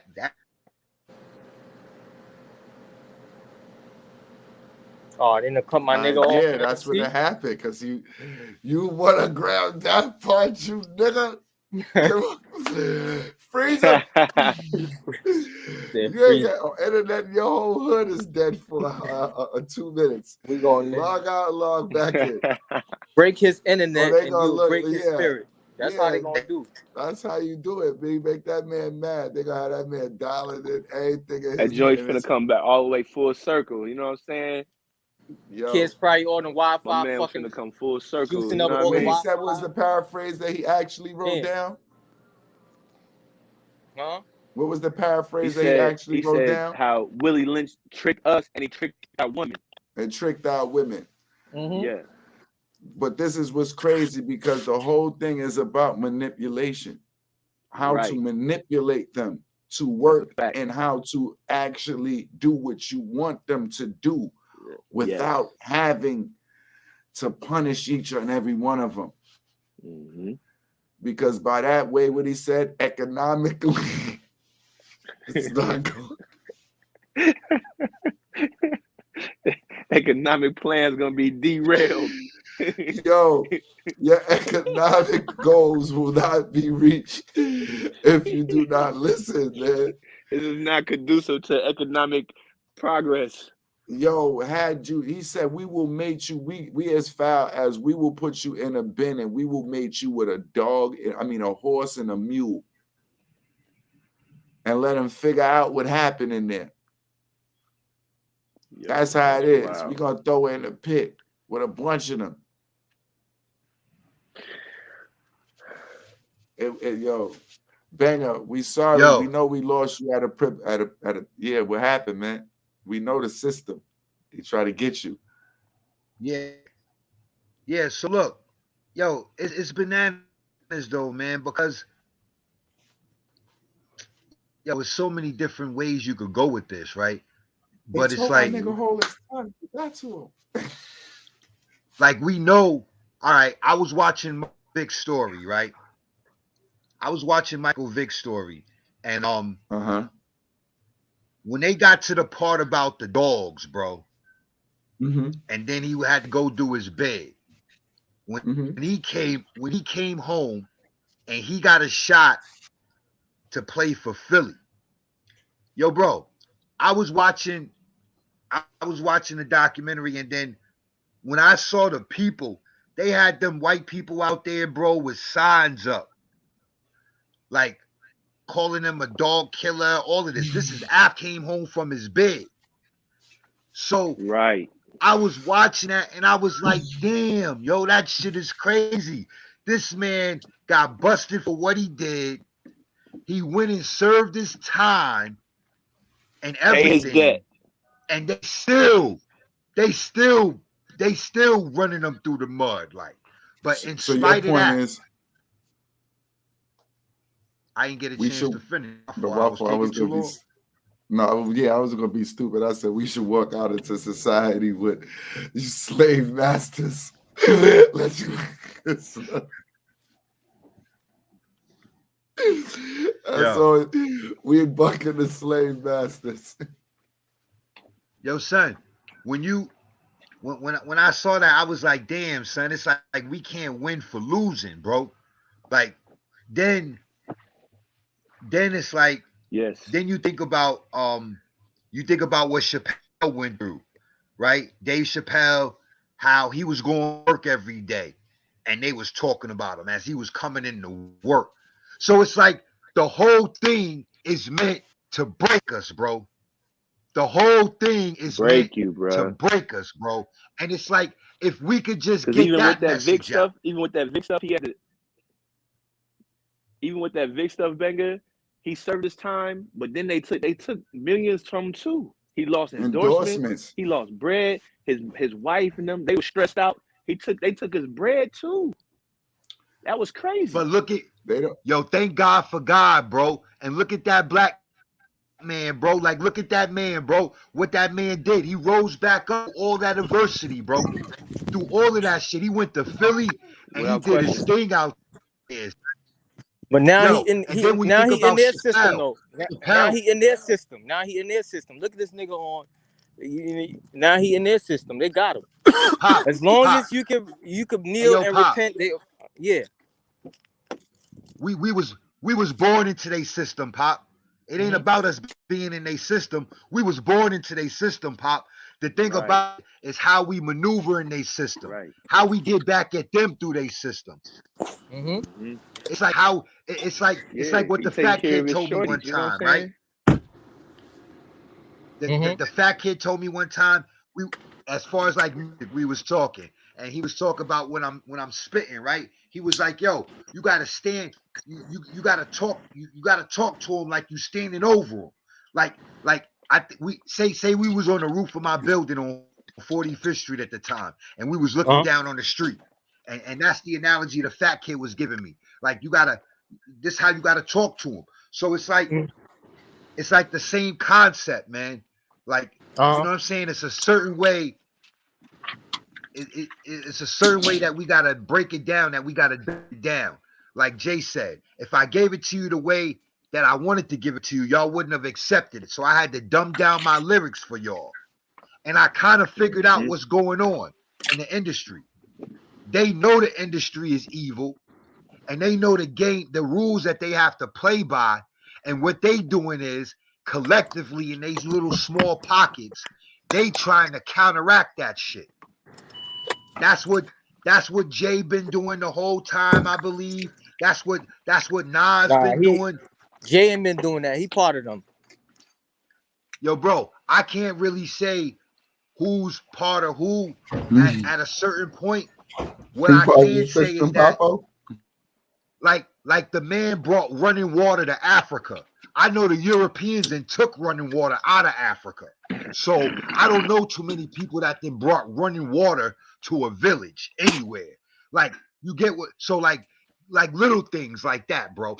I'm speaking about that as far as humanity is concerned, as far as like the contributions that's been made for our communities, right? So like, I think it just has to be more of that, man. You know what I'm saying? We got to know who our players are, because everybody ain't on our team. Everybody isn't for us that look like us. So that's the one, and that's what you was talking about, Pop, when you was saying that or whatever. And I get that part of it. You know what I'm saying? We got to really know who's really down for the mission, because Farrakhan even said this: when it comes down to it, and the revolution really takes off, there's gonna be people like us that we gonna have to take out, because they gonna be trying to stagnate the movement. I'm here, Bang. I'm here, baby. Talk about the movement. You know what I'm gonna say? Yeah, but If one of the things I everybody, tell y'all is that why you when wait I till I get start riled to up, go like on my to go thoughts still? get You was going as already I'm about talking. it. But when you stop and somebody else go, let them go. You always stop them and then go, nah, I'm gonna bring it back. Now, what I'm gonna say to that is, man, threw me all the way the fuck off, Banger. Get back in, man. I forgot the hell I was coming with that last part. All right, Nah. my bad. Just let me do the proverb. All right, brother, that's good.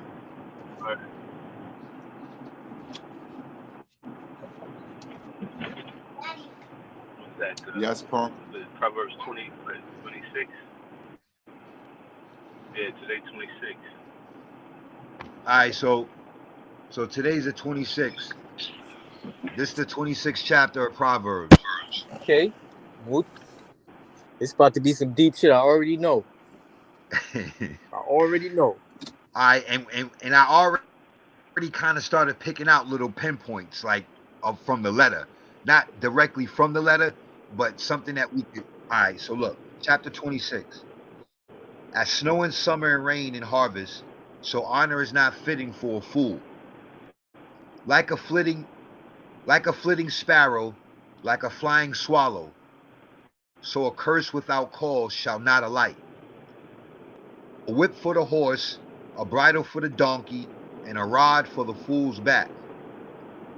Do not answer a fool according to his folly, lest you also be like him. Wise in his own eyes. He who sends a message by the hand of a fool cuts off his own feet and drinks violence. Like the legs of the lamb that hang limp is a proverb in the mouth of fools. Like one who binds a stone in a sling is he who gives honor to a fool. Like a thorn that goes into the hand of a drunkard is a proverb in the mouth of fools. The great God who formed everything gives the fool his hire and the transgressor his wages. As a dog returns to his own vomit, so a fool repeats his folly. Do you see a man wise in his own eyes? There is more hope for a fool than for him. The lazy man says, there is a lion in the road. A fierce lion is in the streets. As a door turns on its hinges, so does the lazy man on his bed.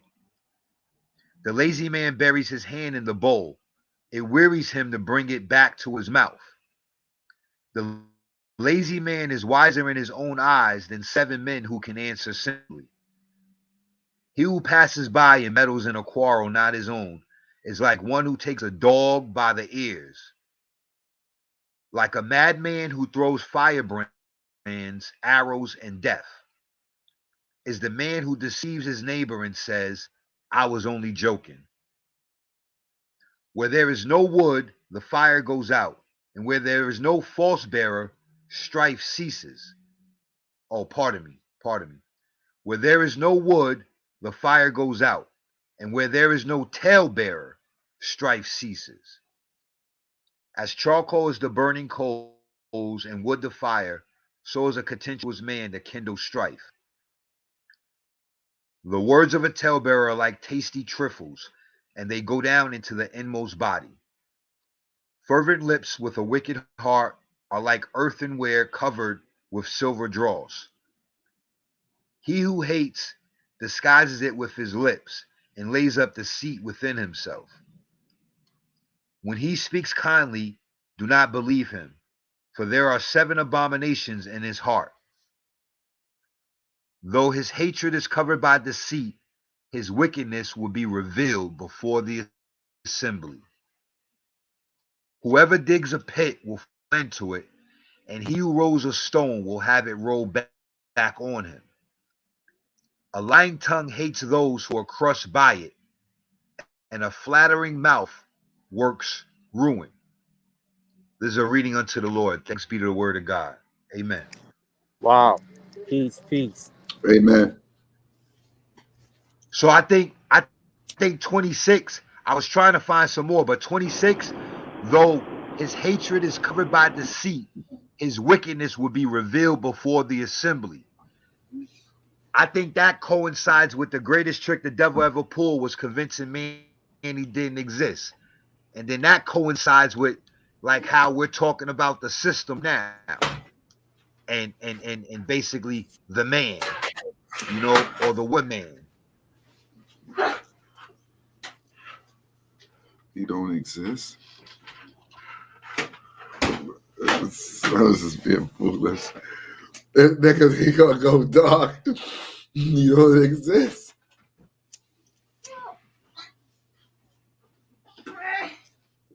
How you fellas feel about the Nah, but that of the day? Everybody went black and silent. Yeah, that How one y'all right feel? there. Nah. Oh, I'm Yeah, that coming. one right there. I'm here. Oh, go ahead, Pop. Yeah. No, I'm saying when you said something about a wicked man would disguise his hate by his tongue, so that means I gather like a nigga really hates you, but they gonna say, oh, you know what I mean? You know what I mean? I love you, man. Blah, blah, you know what I mean? So I think actions is more than words. That's how that's what I took out of that. State that again. A wicked man would what? Would hide his ways by his tongue or something like that. And what's So, the day's So lesson? A wicked man will hide his ways by his all right, tongue. And yeah, what's I the think day's that's what he lesson? said. all right. We're So talking about the Willie Lynch Yeah. letter, what was right? it? Yep. A wicked man will hide Was his it? ways. I think so. It was somewhere You in trying to there. get back to the phrase, the actual phrase. I'm sorry. Yeah. I think it's 24, 28. It wasn't the last scripture. It wasn't the last verse, right, Pop? So maybe 24. He who hates disguises it with his lips and lays up Yeah. deceit within himself. Right. Yeah. That's Yeah, it. that's the cracker right there. That's the letter right there. He said, yeah, that's a cracker right there. Nah, Yeah, that's a fact. Ritz. Like, yeah, that's a Ritz. How you feel about it, Hawk? I know you wanted to say something.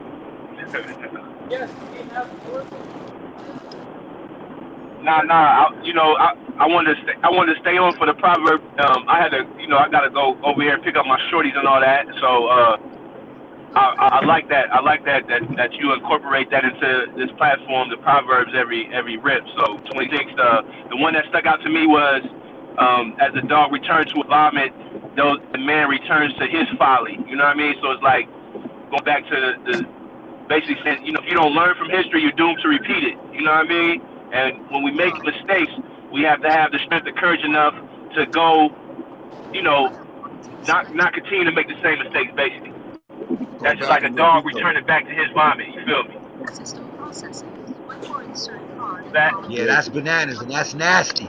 And then think about it, just how we talk about when you mentioned recidivism earlier.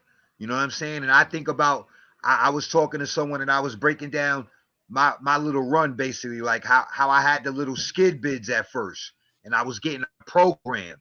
I kept getting slap on the wrist. But once I got up to the mountains, that was a whole story for me. It was like, oh, now. I was repeating folly. I kept returning back to the vomit, basically, is what I was doing. I didn't even realize it at the time because I was so caught up, basically. Once your ass touched that big house, nigga, you knew the difference. How you felt about that whole situation, Papa? I know you timed him for a second, but okay, well, I gather. Okay, man. How you feel about the whole proverb, Banger? I know you read it and you probably went through it earlier today, but how did that reflect on your day, or how did it have anything to do with your what was going on with you today? Before I answer that, I'm gonna ask you what you took out of it, good brother. Well, I was listening for how it connected with the actual sermon. That's what I take out. That's what I usually do. I'll listen to it to see if we're on the right page, to see if we, into that right moment. So I kind of was listening for the two statements that was already made, and I didn't analyze it enough to actually have a saying where it was kind of going with the saying, but I like how Hog made the reference with dog and man, like pretty much don't repeat the mistakes that you're making throughout life. Like at some point you got to change your ways. Like that, like they say, if you keep going at something the same way, you're the problem. Like you keep going at it the same way. That's the problem. You got to go at a problem a different way. You have to, find multiple ways of trying to have a solution to something. So I took that. I liked how he broke that down with the actual the fool and the man. Don't listen to what a man write. Basically, the manipulation into what someone is saying and how somebody can steer you down the wrong path and you don't know what their real intentions are.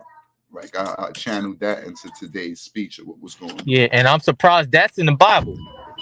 Yeah. But I was gonna also ask, and that's David. That's Solomon. Psalms? I was gonna ask him when. No, that was just the Solomon joints, right? Yeah, but what part? When was his time? Huh? When was his his time? Yeah. All right. So you mean as far as like BC AD kind of thing, or? Yeah. What time is he talking from? He talking from before Christ, after Christ, and then what are the years? He got some numbers on them years, don't they? BC or AD? All right. So hold up, because it's like 5 different questions at once. All right. So first of all, right,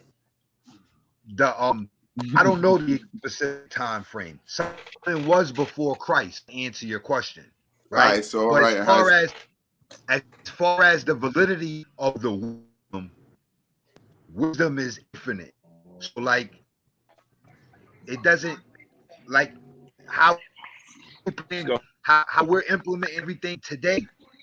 It's the same yesterday, today, and forevermore. So like.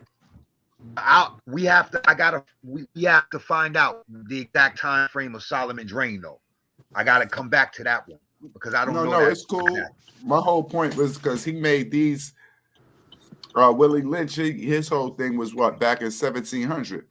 So I'm trying to figure out what was his time frame from being away from these thoughts and what was going on when was like after these was written, like because did he have the knowledge to have to read these? Were they available for him at that time, basically? Oh yeah. His reign. Solomon's reign was from 970 to 931 BCE. Before Christ, yeah. All right, so I see it. So yeah, you know what? That's a good question. I want to know what was Jesus reading? Like what was some of the what was he reading? What literature he was reading? What literature who was reading? What was it? Jesus. At that. Who? Solomon? Or you said Jesus? Jesus, yeah. Hebrew. Joshua. Man. Yeah, he is the word. Jesus is the word, fam. Like he is the word. No, I'm saying the living word. When he was alive. That, but he's saying what language did he identify with? When he was alive, he went to school. I'm sure he went to school. He ain't go to no goddamn school, nigga. He did go to school. Yeah, he did. He went to school. Jesus he did go to school. What class was he in? 6th grade. He took all the classes that we took, probably. You know what I'm saying? Right. He went to school, bro. His life. He lived the life of a carpenter. he didn't go into his ministry until he was what, in his early 30s, bro. Yes. And he wasn't even speaking ministry. He just talking on my natural. 33, You understand what I 33, mean? I I'm think. not even. He said 33 is when he passed away. Yeah. He said, Nah, he was in his ministry. Nah, he was in his ministry, Pop. When you say Like ministry, you I said, I think gotta it be was about my more. father's business. Yeah, but it wasn't But the more father's meant to be business. like. Yeah, he but I going, don't when think. was his I first don't miracle know. I don't performed? know. When did I Peter don't and know. them I start think he's just following him? acting off of who he is and not. You understand what I mean? Like, yo, this is what it is. I'm not trying to like. This is what it is. I'm not trying to start a religion. I'm not trying Well, to he do. asked it. He I'm asked the just. disciples at one point. He asked the disciples at one point, like, "Who do you say I am?" You know what I'm saying? Mm-hmm. Like he asked, like, and they say, "Thou art the Son of Christ." You know what I mean? Like, so they knew. You know what I mean? What was going on? And he never What did you denied say that they position. He said, and then I wish I knew the exact verse and all that, but he asked the people, like, "Who do you say I am?" You know what I mean? Yeah, but that's you're And right, they Hog. But that still responded. does not. Go ahead. He's still. I don't think he's saying. He's still not saying. Yeah. I'm trying to teach a religion. Like I'm the. You know what I mean? That's my fault. This is what I am. You understand what I mean? It's different when Right. I'm coming out here portraying to be, yo, I'm a pastor, so you know what I mean? I'm teaching, you know what I'm starting. It's different when I'm actually living who I am. You know, this is my natural I ability. want to ask a question. Yeah. And I don't know how stupid this question may sound. Go ahead. Because I know both of you brothers go to church. So y'all believe that Jesus lived a regular life, going to school and all of that? Y'all believe Why that not? story? Is he a man? Why not? Is he a Because of man? the whole storyline. So you believe that his mother was impregnated by God? That she was a She was virgin? impregnated by somebody. But wasn't before Now, time, me wasn't that one personally- of the but before time, wasn't that one of the illusions that if you was tapped into your kinetic energy the way you were supposed to be, you were supposed to be able to impregnate a woman without touching her? Yeah, and we got alien abduction and impregnating women, right? We have that here on Earth. Didn't Well, people that say would that? have to exist back in I that don't know. time. If it exists in You this never time, know. we would just say.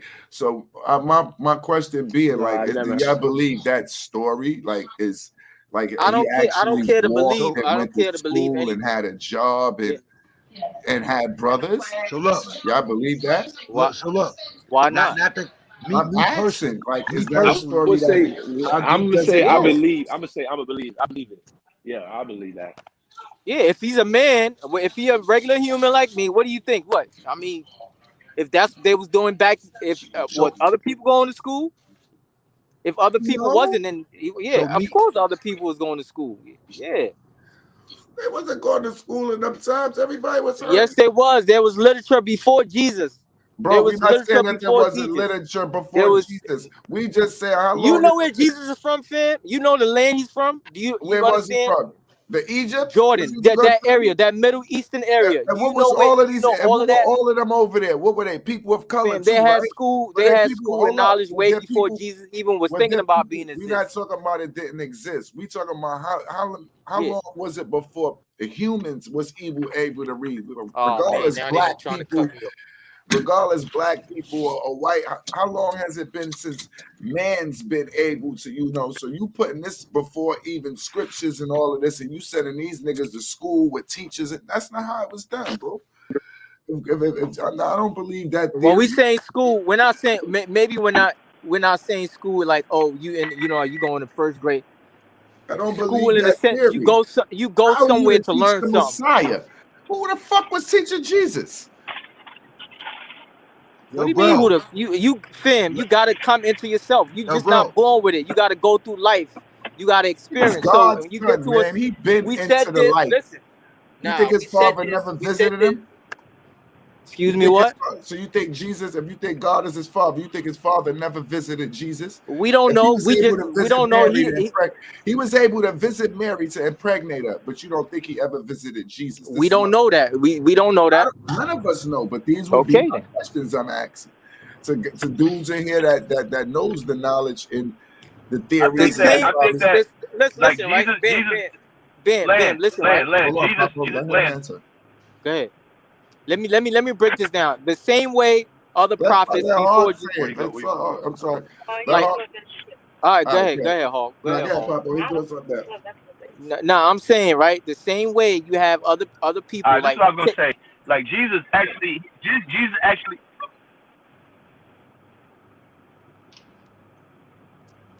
hello. Yeah, he in the Matrix. As soon as he Okay, goes, I'm a charm it. The same way you got, and other I religions, wonder the why same way. Dbanger can't do this, and But he ain't listen, the religious. same way, right? You got in the Buddhist Krishna, how he had to learn his enlightenment, right? Through life, it's the same way, same concept of what Jesus got to do. Yo, You got to bro, experience life. none of these niggas is Jesus. You talking to me about Yo, fucking fam, how prophets? You you talking about can't? You those don't that know they? though. You don't know. We do know. No, you Those are don't. those that just had a You only know what you read. I don't know.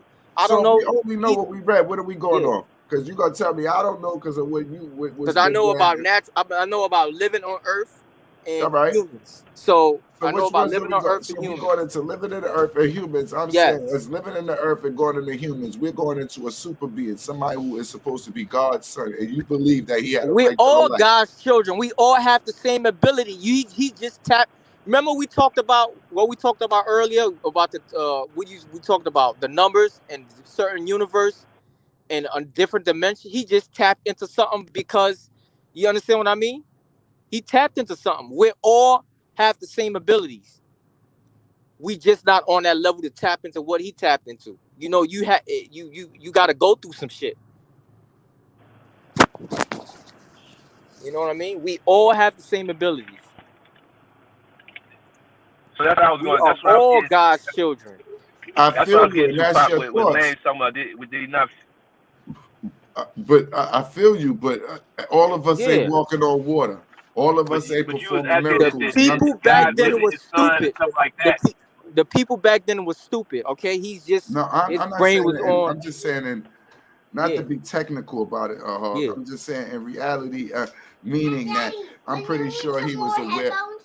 What I was saying, what I was gonna mention is that he prayed, he interacted with God the Father while he was on earth because he actually prayed, he fasted, he consecrated himself, and so he was able to still interact with God the Father. You see what I'm saying?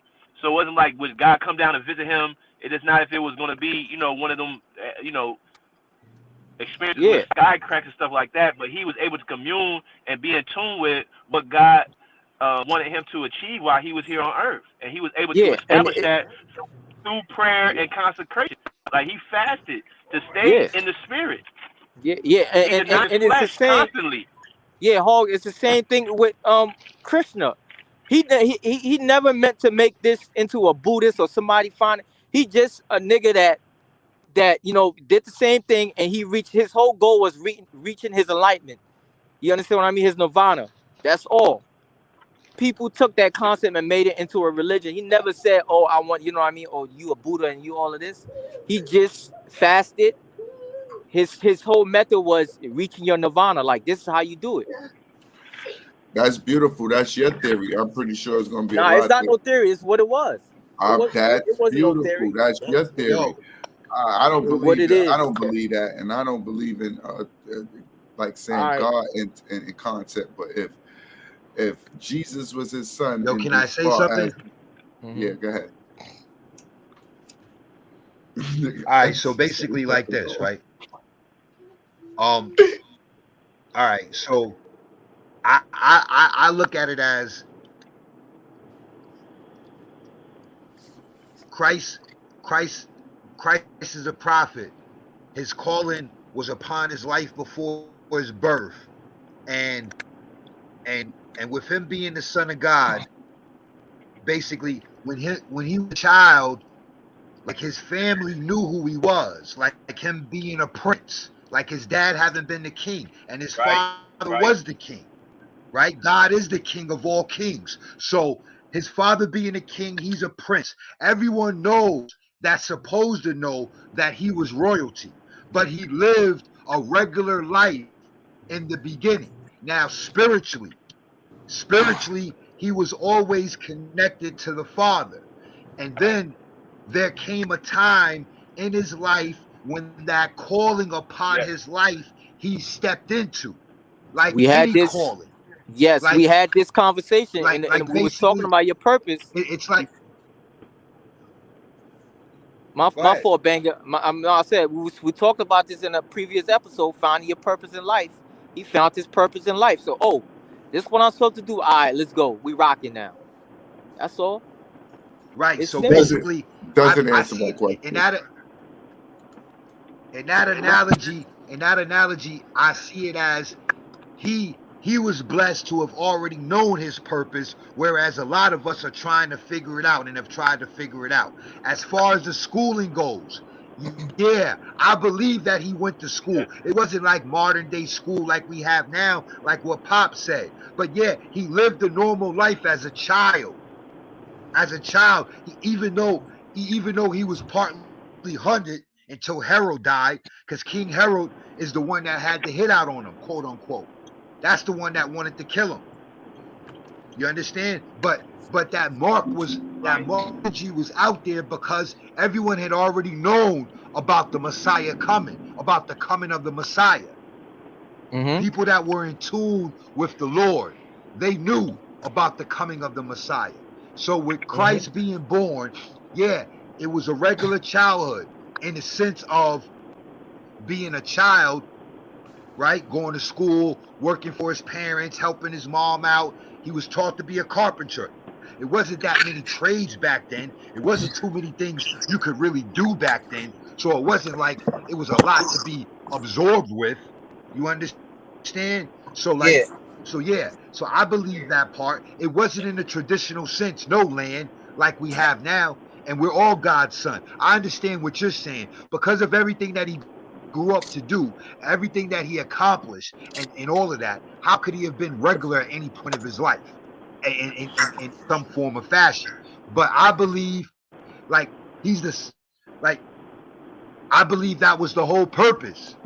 That's the way that's how we identify with him. That's what makes God so powerful and so awesome. It is the fact that he sent his only begotten son here for us. He sent him here for us first. Like in the midst of him creating us, he decided to send Christ here for us to save us from everything that he already knew that we were going to be consumed with, indulge in, and be a victim of, basically. So Christ had to walk the walk that we've walked in order to tell us about anything. He had to go through tests. So look, at this point, let me read this part right here. So, all right, so in a basic sense, right? You could just open up the Bible and go to the first gospel. Like the gospels, Matthew, Mark, Luke, and John, right? But like if you just go to Matthew first, right? If you just start with Matthew, but I'm gonna go to because the last thing I mentioned were the tests, right?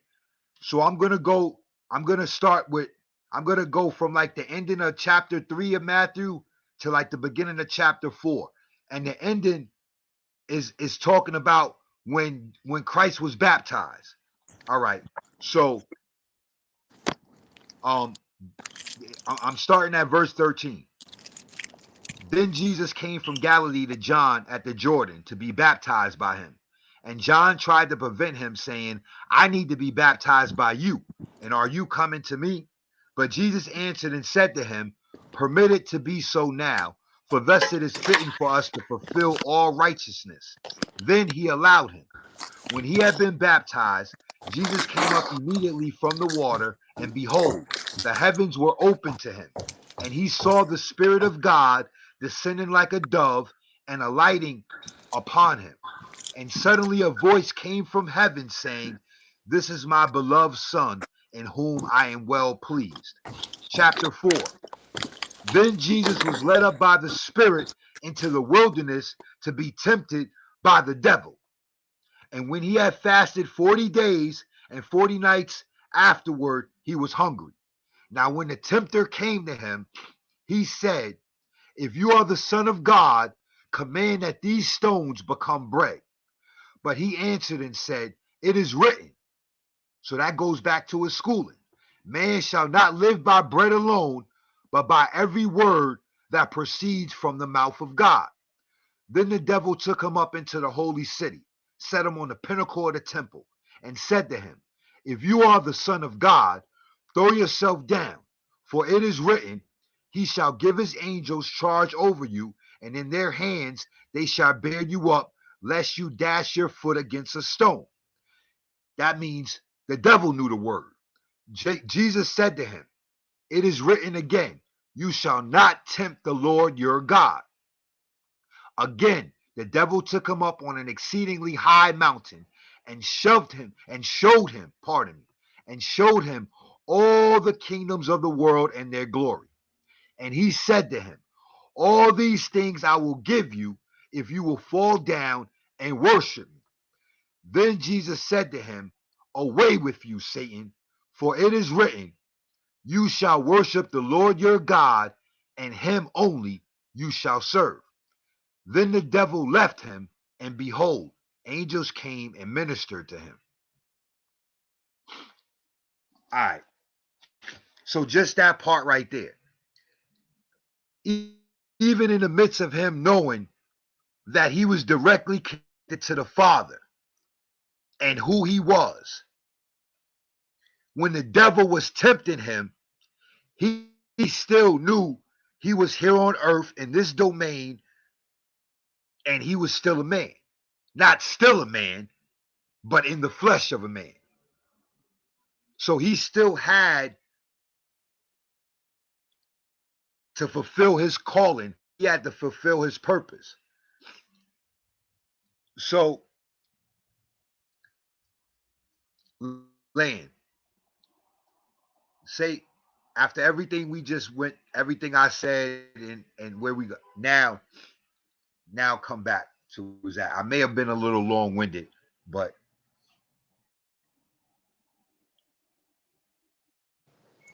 now you're just sitting there. Can you hear me? Can you hear the brother? Indeed, I can. Yeah, don't have me looking crazy on camera now. I ain't make you look crazy. I'm just sitting here. I'm paying attention. So you believe that he went to school? I'm like, You like what? Right. So Land. All right. So all right. So I believe that he had what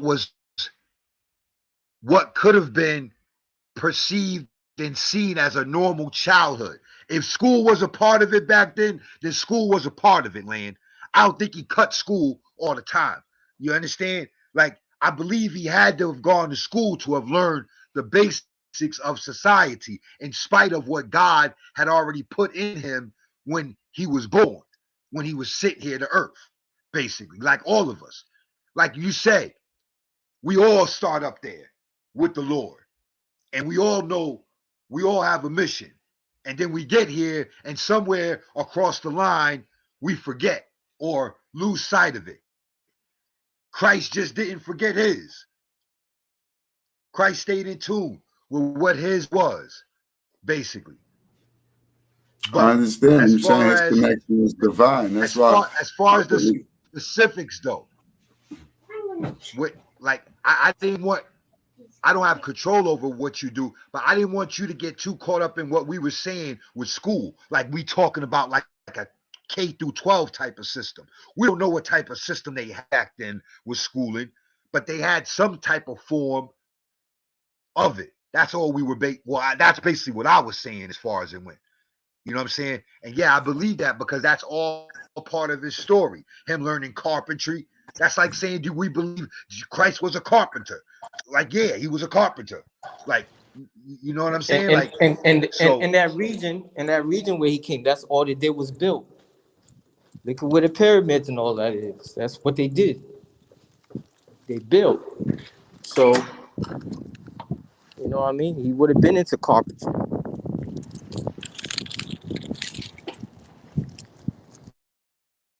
So where we at now?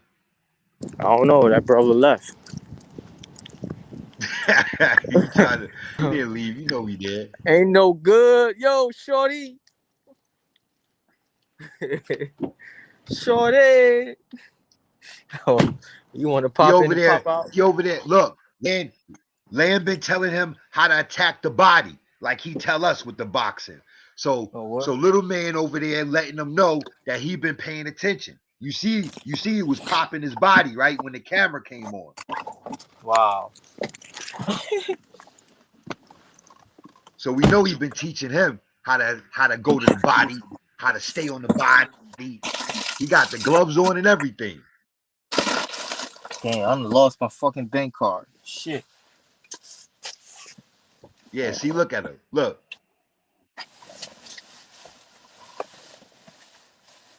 Now you didn't lose it, you just misplaced it. Yeah. Maybe it's for a good reason. You like, yeah, I hope so, nigga. He was like, yeah, I hope so, nigga. Well, yeah, that was a good show, man. A real good show. That Willie Lynch letter. I can't even listen to that shit. I get mad. Yeah, that was different for me. Y'all lined me up with that one. I had the little skinny yellow book that I bought, and I read that shit. When I heard that motherfucker talking, it got a whole different effect right there. Yeah, yup. The savage nigger and hearing the cracker talk like that out loud, and then at the end they gonna have the little mark. Yeah, this doesn't affect the views of the author. Yes, it does, bucket. Or else you wouldn't even play the part of reading that shit. That's what I'm saying. We need to put that shit on YouTube. Put that shit. I want to. Oh yeah, we need to do. Is that on YouTube? I'm gonna Google that and see Willie Lynch letter. We need to put that on our page, on our YouTube channel. We need to put that up there as the word. Niggas be like, yo, did you hear that shit? We need to We get. ain't trying to start no race war. The thin yellow book. Knowledge. The thin yellow book. Oh shit. Huh? Nah, I said we ain't trying to start no race war, people. We just want to spread knowledge of who we are. Nah, ain't about no race war. The race war been already started, Negro. Shit, they already murdering us for being black. The hell? Don't fall for that okie doke. That shit been started. Yeah. A 70-year-old woman got hung out there in Philly. They trying to say she committed suicide. In Philly? Yeah, nah, that's Negro, crazy. In Philly. That's wild. Look it up. Google it. In Philly. Dang. Yeah, I need to. Damn, that's wild. Yeah, we are targeting every city and state. That shit don't discriminate. What part of Philly this shit happened? In the city? I don't know what part of PA it was in, but I know it was there, and I know she was a senior citizen, and they basically saying, how could she have done that?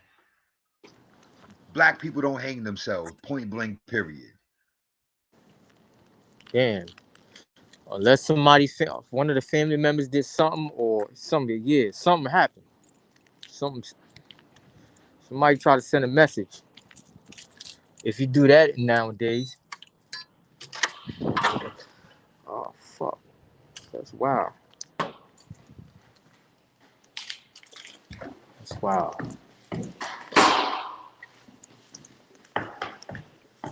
So you heard about them cops in New York? In the city? What was this? This happened in the Bronx, I think? The two cops that got shot, the one that died, right? The 22-year-old died, right? Yeah. Yeah, basically that was ill to me, right? Because the mom called the police on the son. The son is in the back room. The police come, they talking to mom outside the house. First of all, it was like a younger, older cop. He wasn't even that much older. I think he was only like 20. He's only like 27. And I pray that he makes it, recovers from his injuries. Like, I think he was like 27, but the one that died, he was 22. He was definitely a rookie. So they both the other dead. one, the other cop wound up dying. Yeah. Yeah, Wow, but I didn't know that. the second one didn't die right away. He was still fighting. That's why I didn't hear that he died. So what happened? Did you hear that the second cop actually So what died? happened? That's what Bam said. He So, died yesterday. all right, thank you. I was just waiting to hear something more specific than he dead. So basically, they went in. They spoke to the mom outside. The son in the back room, as the rookie, the 22-year-old, as he's walking down the hallway, this nigga fires from the bedroom and shoots A. And then he starts firing on the other cop. So they walked in to an ambush type situation. So the son was, so the kid, how old is the kid? He was in his 40s, bro. He was in his Oh, the son 40s. is in the 40s. He had already oh. been through some shit. You know what I'm saying? Because he had a bad eye. You get what I'm saying? So he had already been through some shit. But what I'm saying is that the thing that got me tight, it goes back to Willie Lynch again. Because it started with the mom calling police on the son. That's number one. Okay. We already an enemy combatant in our homes. For us to even feel threatened to the point where anyone in our household would have to call the cops on us. Like, that's already off right there. So his behavior, So he 40. the behavior he was exhibiting was obviously contrary to popular belief. It obviously wasn't sane and coherent. So she obviously felt threatened enough to call the police. But there was a huge level of miscommunication involved. And now this affects us at an even higher alarming rate, because now he may have had mental health issues. That shit ain't gonna get looked at now. Any issues he was dealing with at the time prior to that incident aren't gonna be taken into consideration because two police officers were murdered. Yeah. And then this is the thing with that irks me, right? Is that the job of a peace officer, and they used to be slave catchers, but the job of a peace officer, right, is voluntary. Don't nobody go out and make you become a police officer. That has nothing to do with anyone serving a community, growing up serving a community and helping their community. I'm not speaking out against that or saying anything in regards to that part. You understand what I'm saying so far? But what I'm saying is that, how is it and why is it that you volunteer for this, and then when they die, their life is worth more than ours? I ain't talking about the black dude that killed the cops either. I'm talking about regular civilians, regular citizens. Like a policeman's life, they put that on a pedestal higher. Like if a doctor dies today or tomorrow, or a doctor gets murdered, they ain't having no parade for a doctor that saved mad lives. Yeah, that we know saved lives. I A police officer in a position of a police officer, this motherfucker may not have saved anybody and just been a regular officer throughout the course of their career, kind of thing, right? But that may be kind of impossible to think they wouldn't have saved anyone. But a doctor and a fire, you see where I'm going with this, though? Nah, you just that's me and even and I think it's even anybody. Because if we was in a public forum, it's service. If we were, I believe anybody with they quote unquote that's in service, right? Well, I don't even think they do this for military people as big as police officers. I don't think so. If somebody dies, exactly. Yeah. My point exactly. They bring you a flag, and so yeah. My point exactly. My point exactly. That's all I'm saying. That's all I'm saying. And I'm saying this because we're still dealing with a faction. We're still dealing with a system that derived from a racist system. Yeah. Because police officers come from the history and the gene pool of slave catchers, my nigga. Point blank, period. End of discussion. That's their gene pool. That's who they're connected to, bro. They're connected to slave catchers.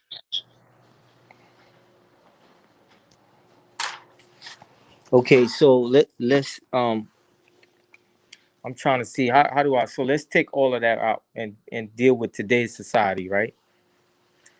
Do you think that the media is also responsible for the way that things are portrayed and how we view things? Yo, bro, the media is responsible. The media is responsible for how we're portrayed as black men in America today, my nigga.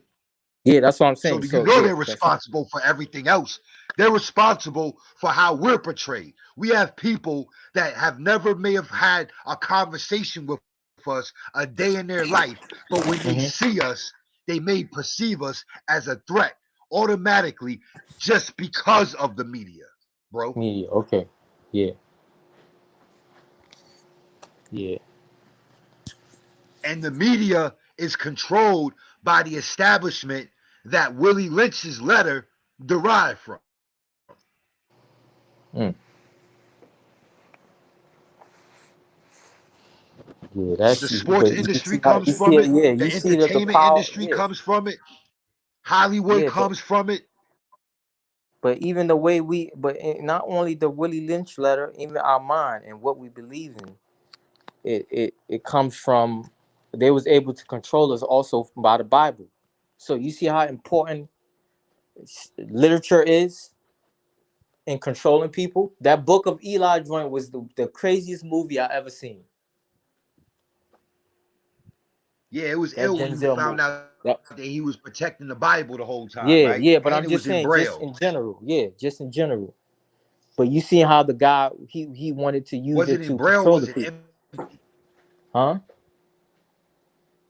My fault. I was trying to see, was the book, I think the book was empty, wasn't it? The Book of Eli. Was it empty? Yeah, but and he was taking it for them to write in? He was blind. He was blind. So it was in, so it was in Braille. Yeah, it's like in Braille. So he had to go and you know what I mean? When he got to the guy, so he